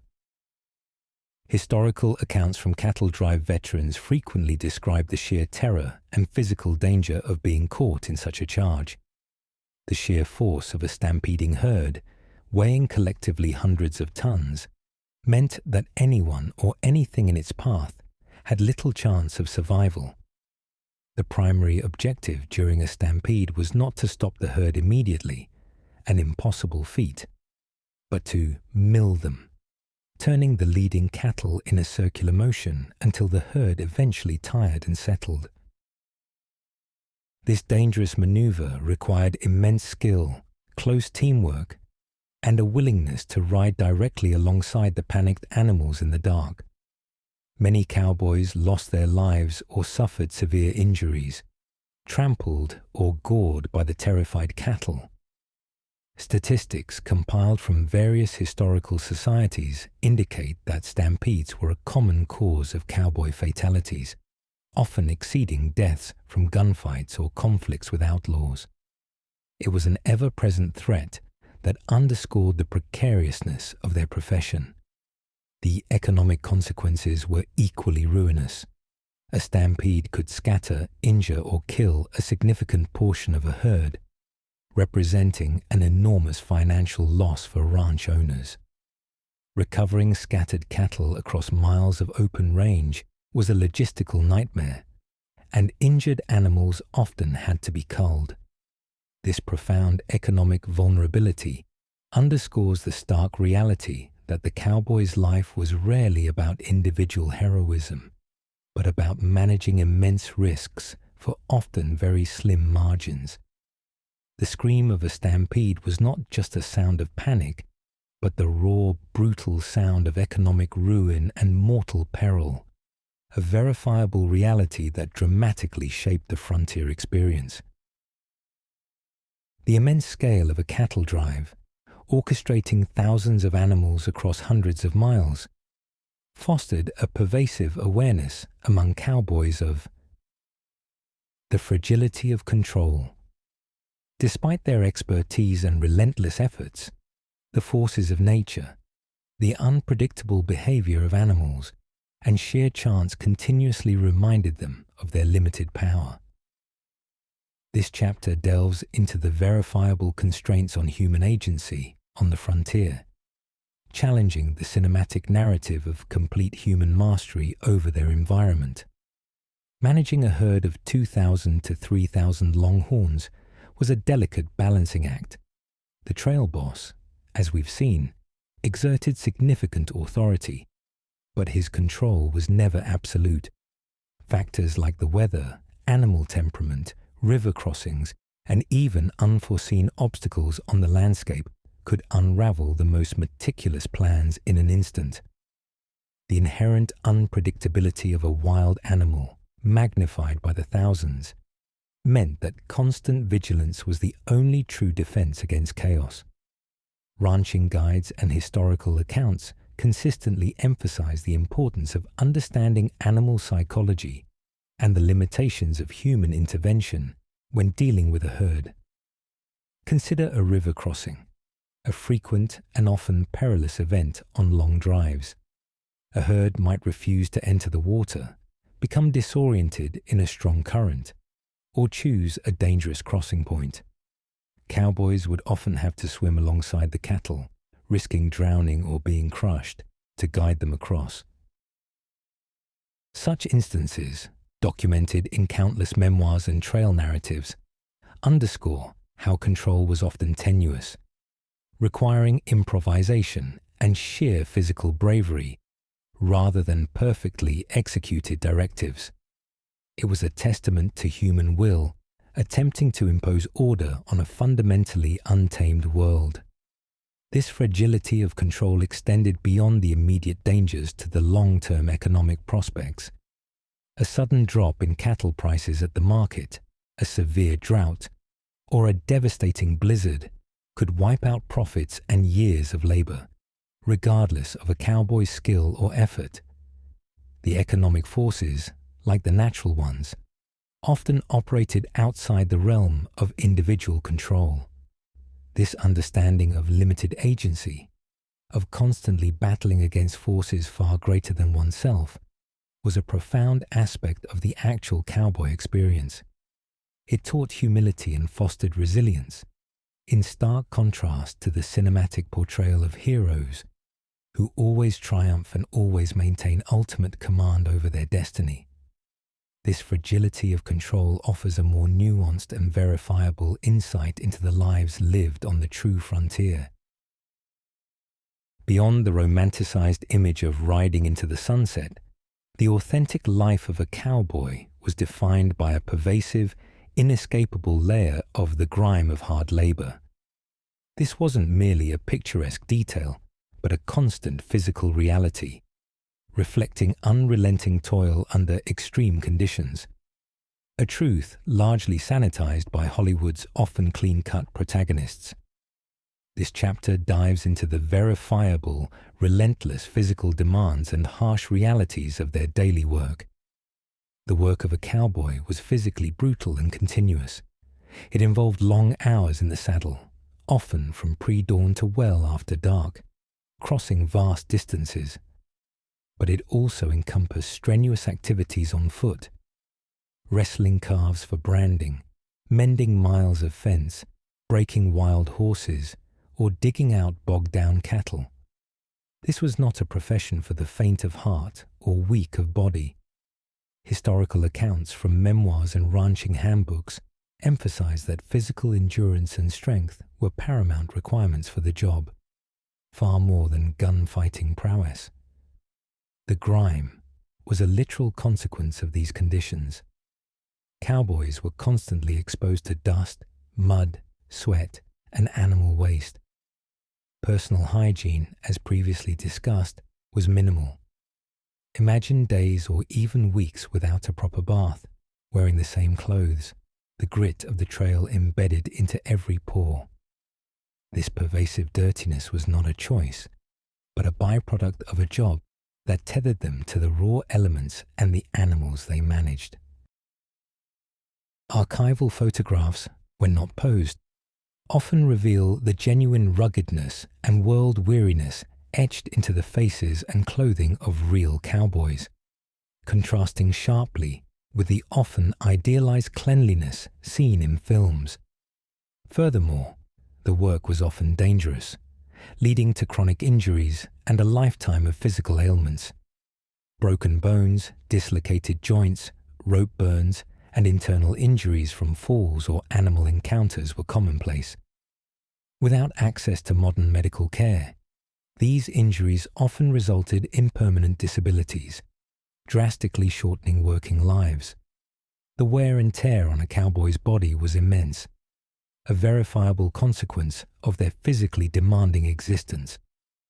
The grime of hard labor, therefore, was not merely a superficial layer, but a deep-seated reality, signifying a life of relentless physical challenge, inherent danger, and profound physical sacrifice, far removed from the glamorized, often effortless adventures portrayed by the silver screen. The inexorable march of settlement, industry, and technological advancement across the American West, often framed as triumphant progress, came at an immense and verifiable cost, paid disproportionately by certain groups and the environment itself. The true cost of progress reveals the often overlooked environmental degradation, social displacement, and persistent inequalities that underpin the development of the frontier, starkly contrasting with Hollywood's celebratory narratives of expansion. The progress of the American West was fundamentally tied to the exploitation of natural resources and land. As previously noted, the widespread adoption of ranching, and particularly intensive agriculture, led to severe ecological consequences, including overgrazing, massive soil erosion, and the destruction of native prairie ecosystems. The large-scale hydraulic mining, prevalent during the gold and silver rushes, permanently scarred landscapes and polluted waterways, creating lasting environmental damage. These impacts are not conjectures, but are extensively documented in environmental history studies, geological surveys, and early conservation reports. The notion of a pristine, endlessly abundant frontier was a myth. The highest cost of progress was borne by Native American populations. The expansion of railroads, the proliferation of mines, and the settlement of homesteaders directly encroached on ancestral lands, breaking treaties and often leading to violent conflict and forced displacement. The near extermination of the American bison, driven by commercial hunting and government policy, not only devastated a key species, but also shattered the cultural and economic foundations of many Plains tribes. The Sand Creek Massacre in 1864, or Wounded Knee in 1890, serve as grim, verifiable examples of the brutal violence used to clear the path for Anglo-American settlement. This was an undeniable period of ethnic cleansing, a systematic subjugation often sidestepped by cinematic narratives. Moreover, while the West offered opportunities, it also perpetuated existing social inequalities. Mexican Americans often found their land titles challenged or outright stolen, even after generations of ownership, as new legal systems favored Anglo settlers. African Americans, though finding some opportunities as cowboys, still faced pervasive discrimination and violence. The economic progress primarily benefited wealthy industrialists and landowners, at the expense of manual laborers and marginalized groups. The true cost of progress, therefore, extends far beyond the romanticized image of rugged individualism, revealing a complex and often tragic history of environmental destruction, cultural genocide, and enduring social injustice, a verifiable burden carried for generations. The expansive, often desolate landscapes of the American West, while visually stunning, echoed with the whisper of a lonely wind, a pervasive soundscape that underscored the profound isolation experienced by many on the frontier. Far from Hollywood's bustling towns and constant interpersonal drama, the true West was often a place of immense solitude, shaping individual destinies and leading to unique psychological challenges. This chapter delves into the verifiable realities of isolation, exploring its impact on mental health and social structures. For many homesteaders, miners, and particularly cowboys on remote ranches or cattle drives, weeks or even months could pass with minimal human interaction. A homesteader might live miles from their nearest neighbor, their only companions the elements and the animals they tended.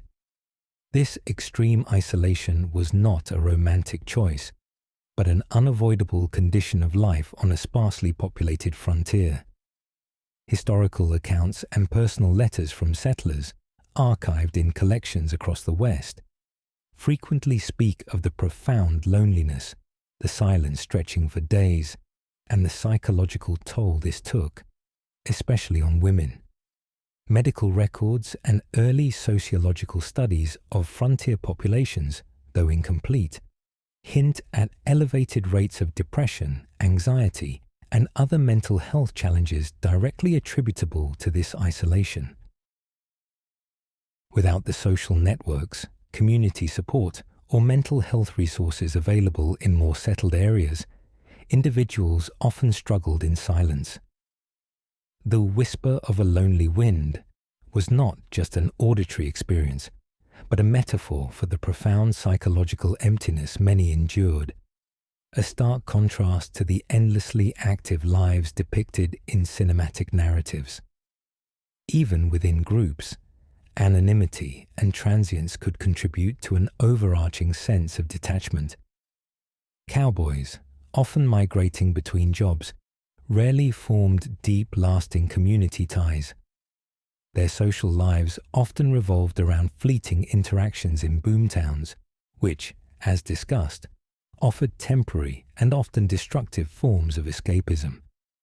The constant lack of stable social connections fostered a sense of being adrift, of existing on the margins. This pervasive loneliness, a verifiable and often debilitating aspect of frontier life, shaped individual characters in ways rarely explored by the silver screen, which prefers the individualistic hero over the psychologically vulnerable human. The whisper of a lonely wind, then, carries a deeper, more mournful truth about the human cost of westward expansion. As the historical frontier receded, leaving behind a complex legacy of triumph and tragedy, a new, powerful phenomenon emerged: the myths we tell ourselves. Hollywood, alongside dime novels and Wild West shows, rapidly constructed and disseminated a simplified, idealized version of the West, transforming gritty realities into enduring archetypes that have shaped American identity and popular culture for over a century. This chapter delves into the verifiable origins and lasting impact of these powerful, yet often misleading narratives. The myth-making machine began almost immediately after the close of the frontier. Figures like Buffalo Bill Cody, with his elaborate Wild West shows, presented highly dramatized and sanitized versions of frontier life to eager audiences, both domestic and international.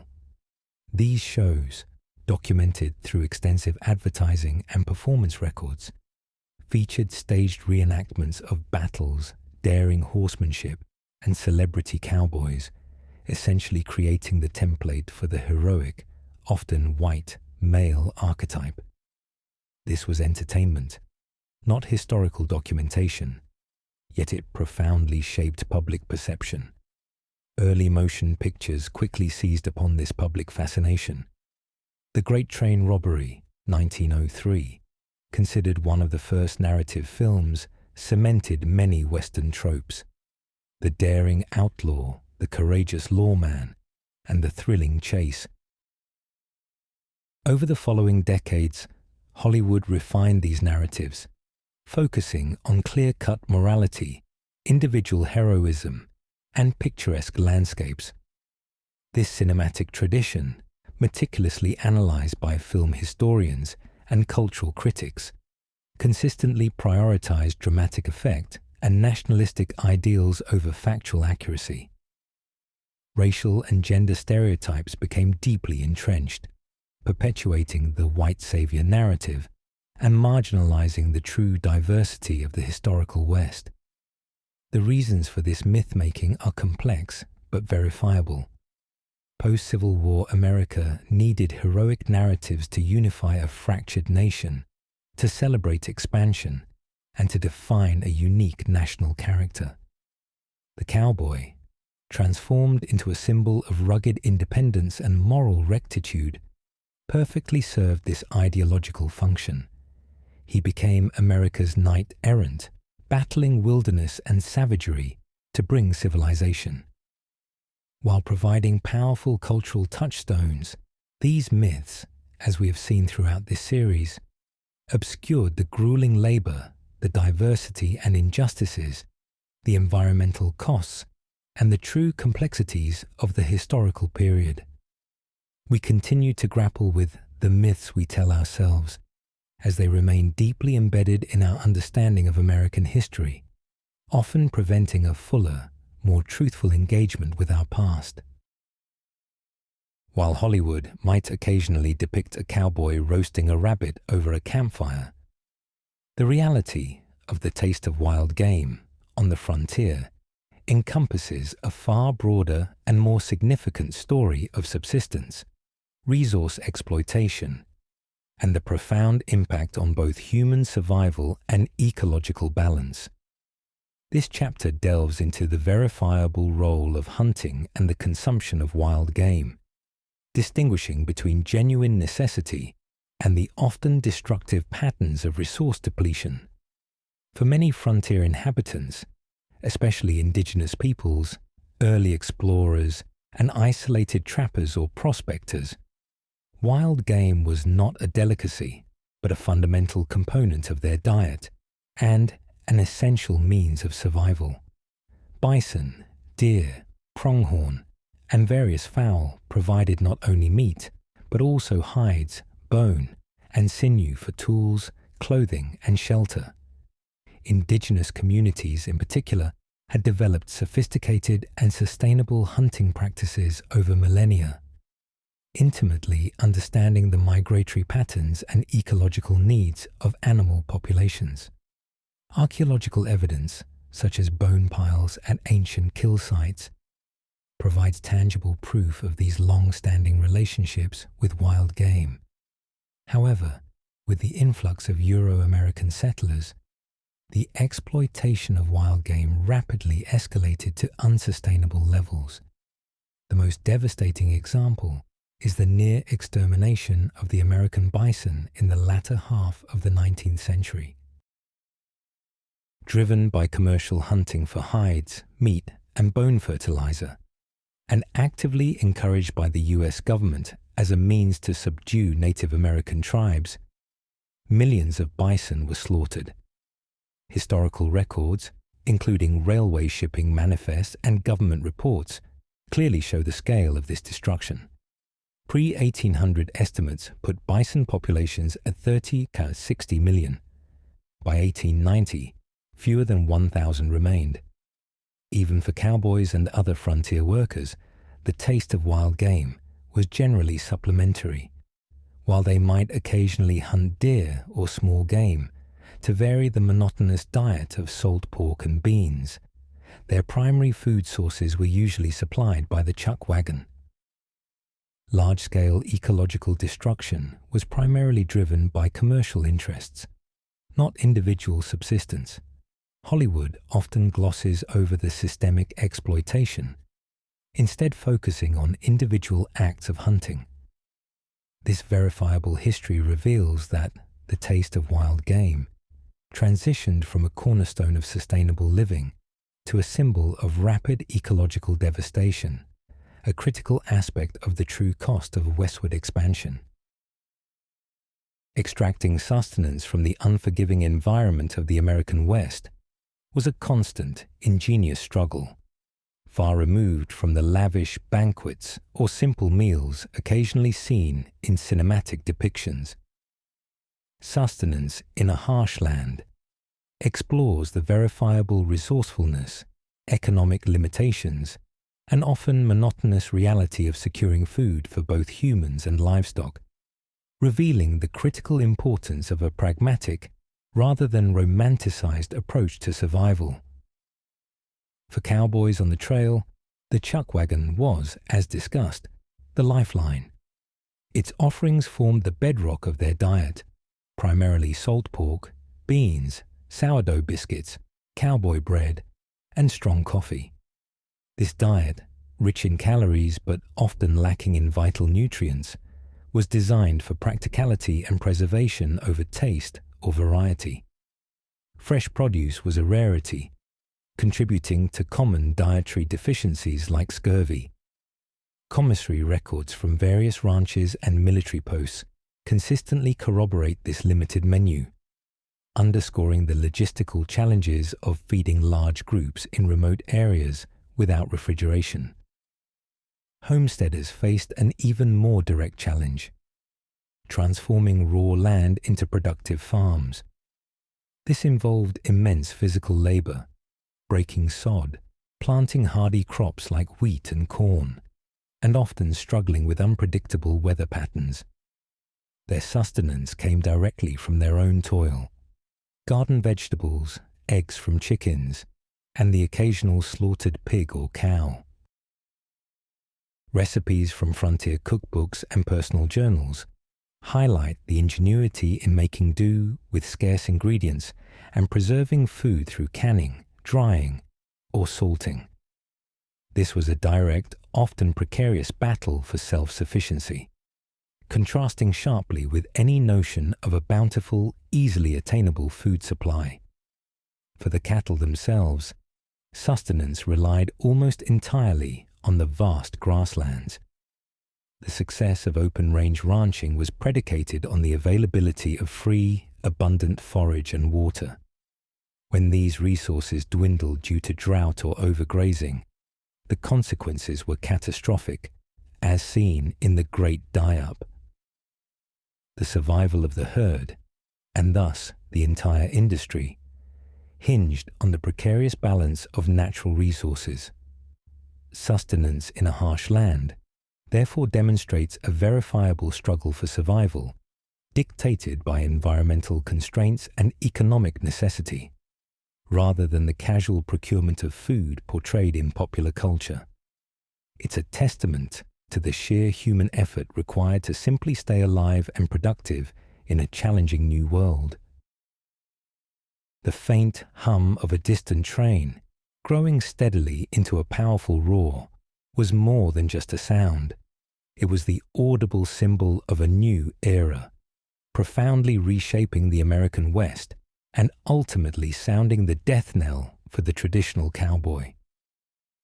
This chapter, The Hum of a Distant Train, delves into the verifiable, indelible impact of the transcontinental railroad on settlement patterns, economic systems, and the very transformation of the frontier itself, challenging the cinematic tendency to often make the railroad a mere backdrop. The completion of the first transcontinental railroad in 1869, uniting the Central Pacific and Union Pacific lines at Promontory Summit, Utah, was a technological marvel and a monumental feat of engineering. However, its impact stretched far beyond transportation. This and subsequent railway lines fundamentally opened the interior of the continent to rapid settlement and commercial exploitation. The federal government heavily subsidized its construction, granting millions of acres of land to railroad companies, which in turn sold tracts to settlers and developers, fueling migration. Historical maps from the US Geological Survey graphically illustrate how settlements sprang up in direct correlation with railway lines. Economically, the railroad was a double-edged sword for the cowboy. Initially, it created the very market for the great cattle drives by connecting Texas herds to eastern meatpacking centers. Cow towns like Abilene, Kansas, boomed strategically at the railheads.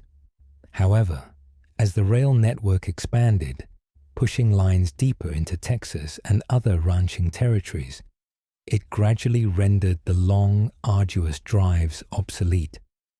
Branch lines allowed cattle to be shipped directly from local depots, drastically reducing the demand for large trail crews and accelerating the transition from open-range droving to settled ranching.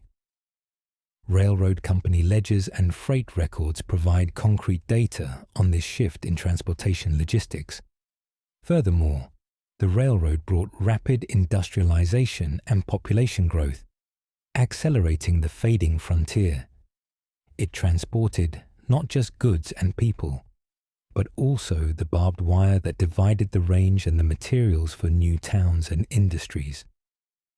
The hum of a distant train signaled the arrival of modern commerce, manufacturing, and a more structured society, effectively replacing the wild, free-ranging existence of the classic cowboy with a more regulated, industrialized, and ultimately less romantic reality.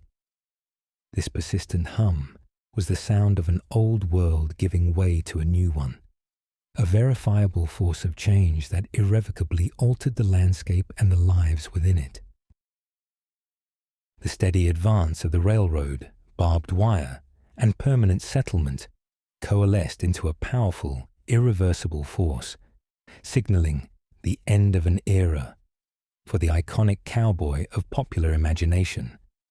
This wasn't a sudden, dramatic finale, but a gradual, inexorable transformation, driven by economic realities and technological shifts that fundamentally reshaped the American West. This chapter provides a verifiable summary of the key factors that rendered the classic cowboy's role largely obsolete. By the turn of the 20th century, the conditions that fostered the traditional open-range trailing cowboy had largely vanished. The vast, unfenced public domain that characterized the Pecos, Chisholm, and Western trails had been systematically partitioned by barbed wire fences and claimed by homesteaders. The era of the free grass cattle empire, which peaked between 1866 and 1888, was effectively over.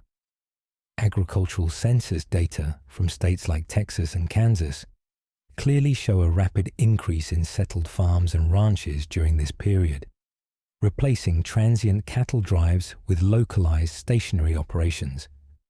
The expanding network of railroads eliminated the need for long-distance cattle drives. From just a few transcontinental lines in the 1870s, the U.S. railway system grew exponentially, allowing ranchers to ship cattle directly from towns much closer to their pastures. This logistical revolution, while making the cattle industry more efficient, drastically reduced the demand for large teams of migratory cowboys. The job of a cowboy evolved from an independent drover to a ranch hand, performing tasks like fence mending, selective breeding, and winter feeding, a far more structured and less romantic existence. Economic analyses of the livestock industry confirm this significant shift in labor demand and supply.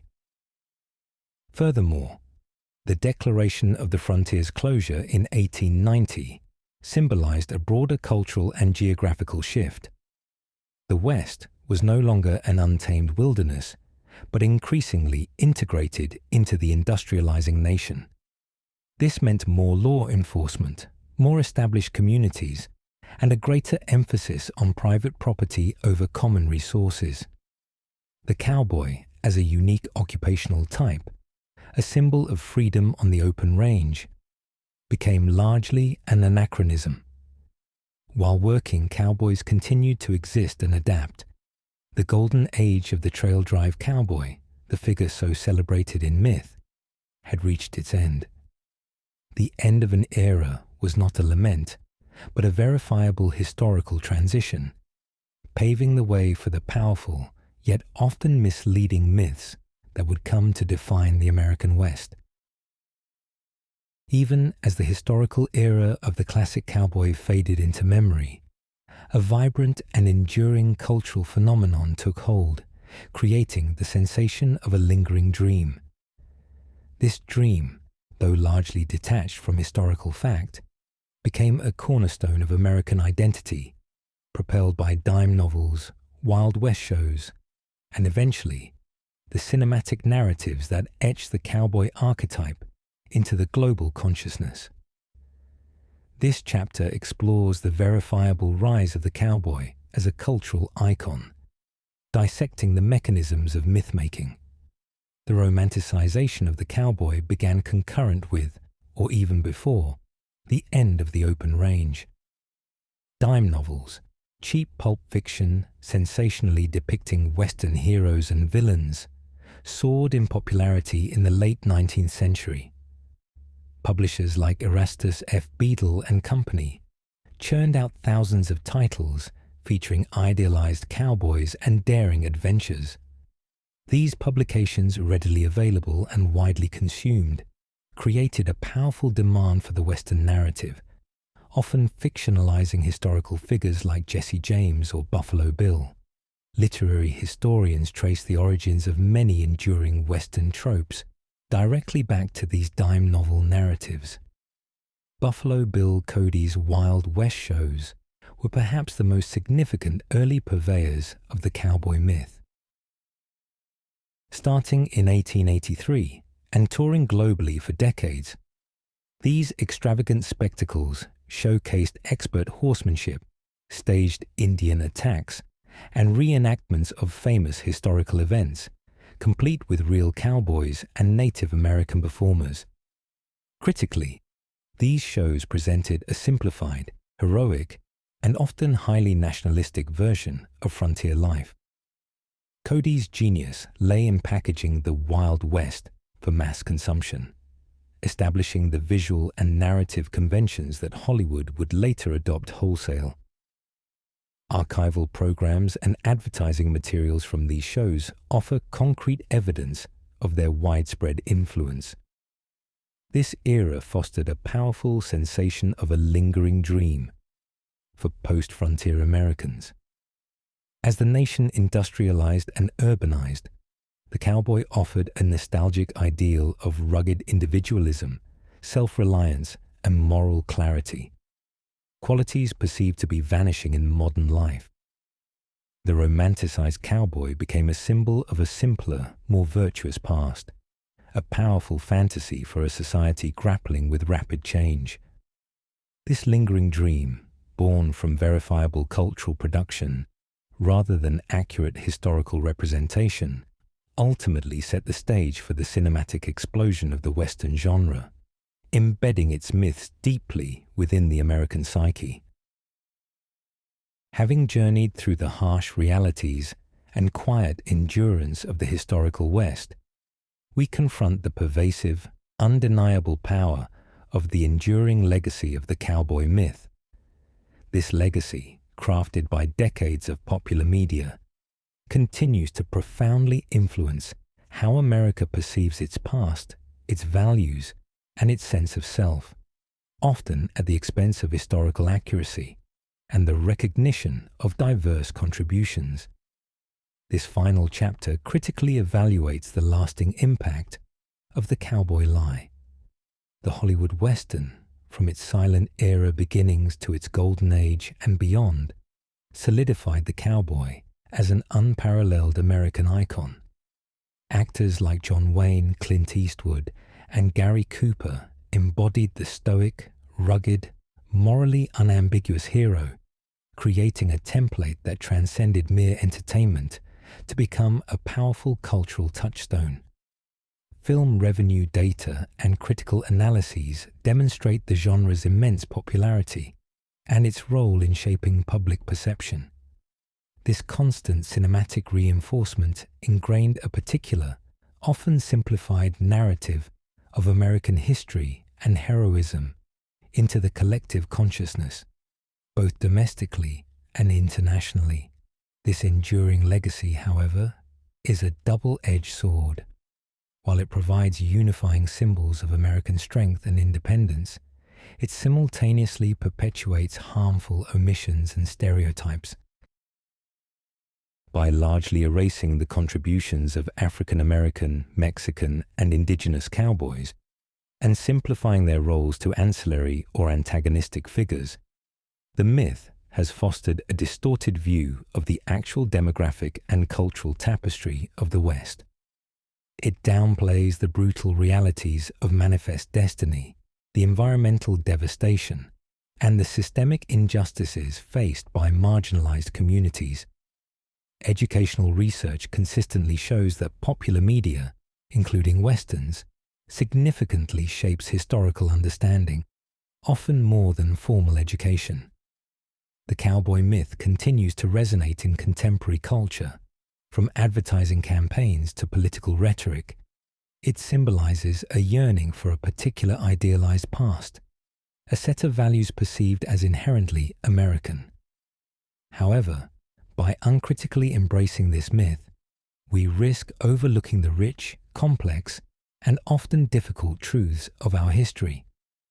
The purpose of this documentary has been to challenge that uncritical acceptance, to peel back the layers of cinematic illusion and reveal the verifiable facts.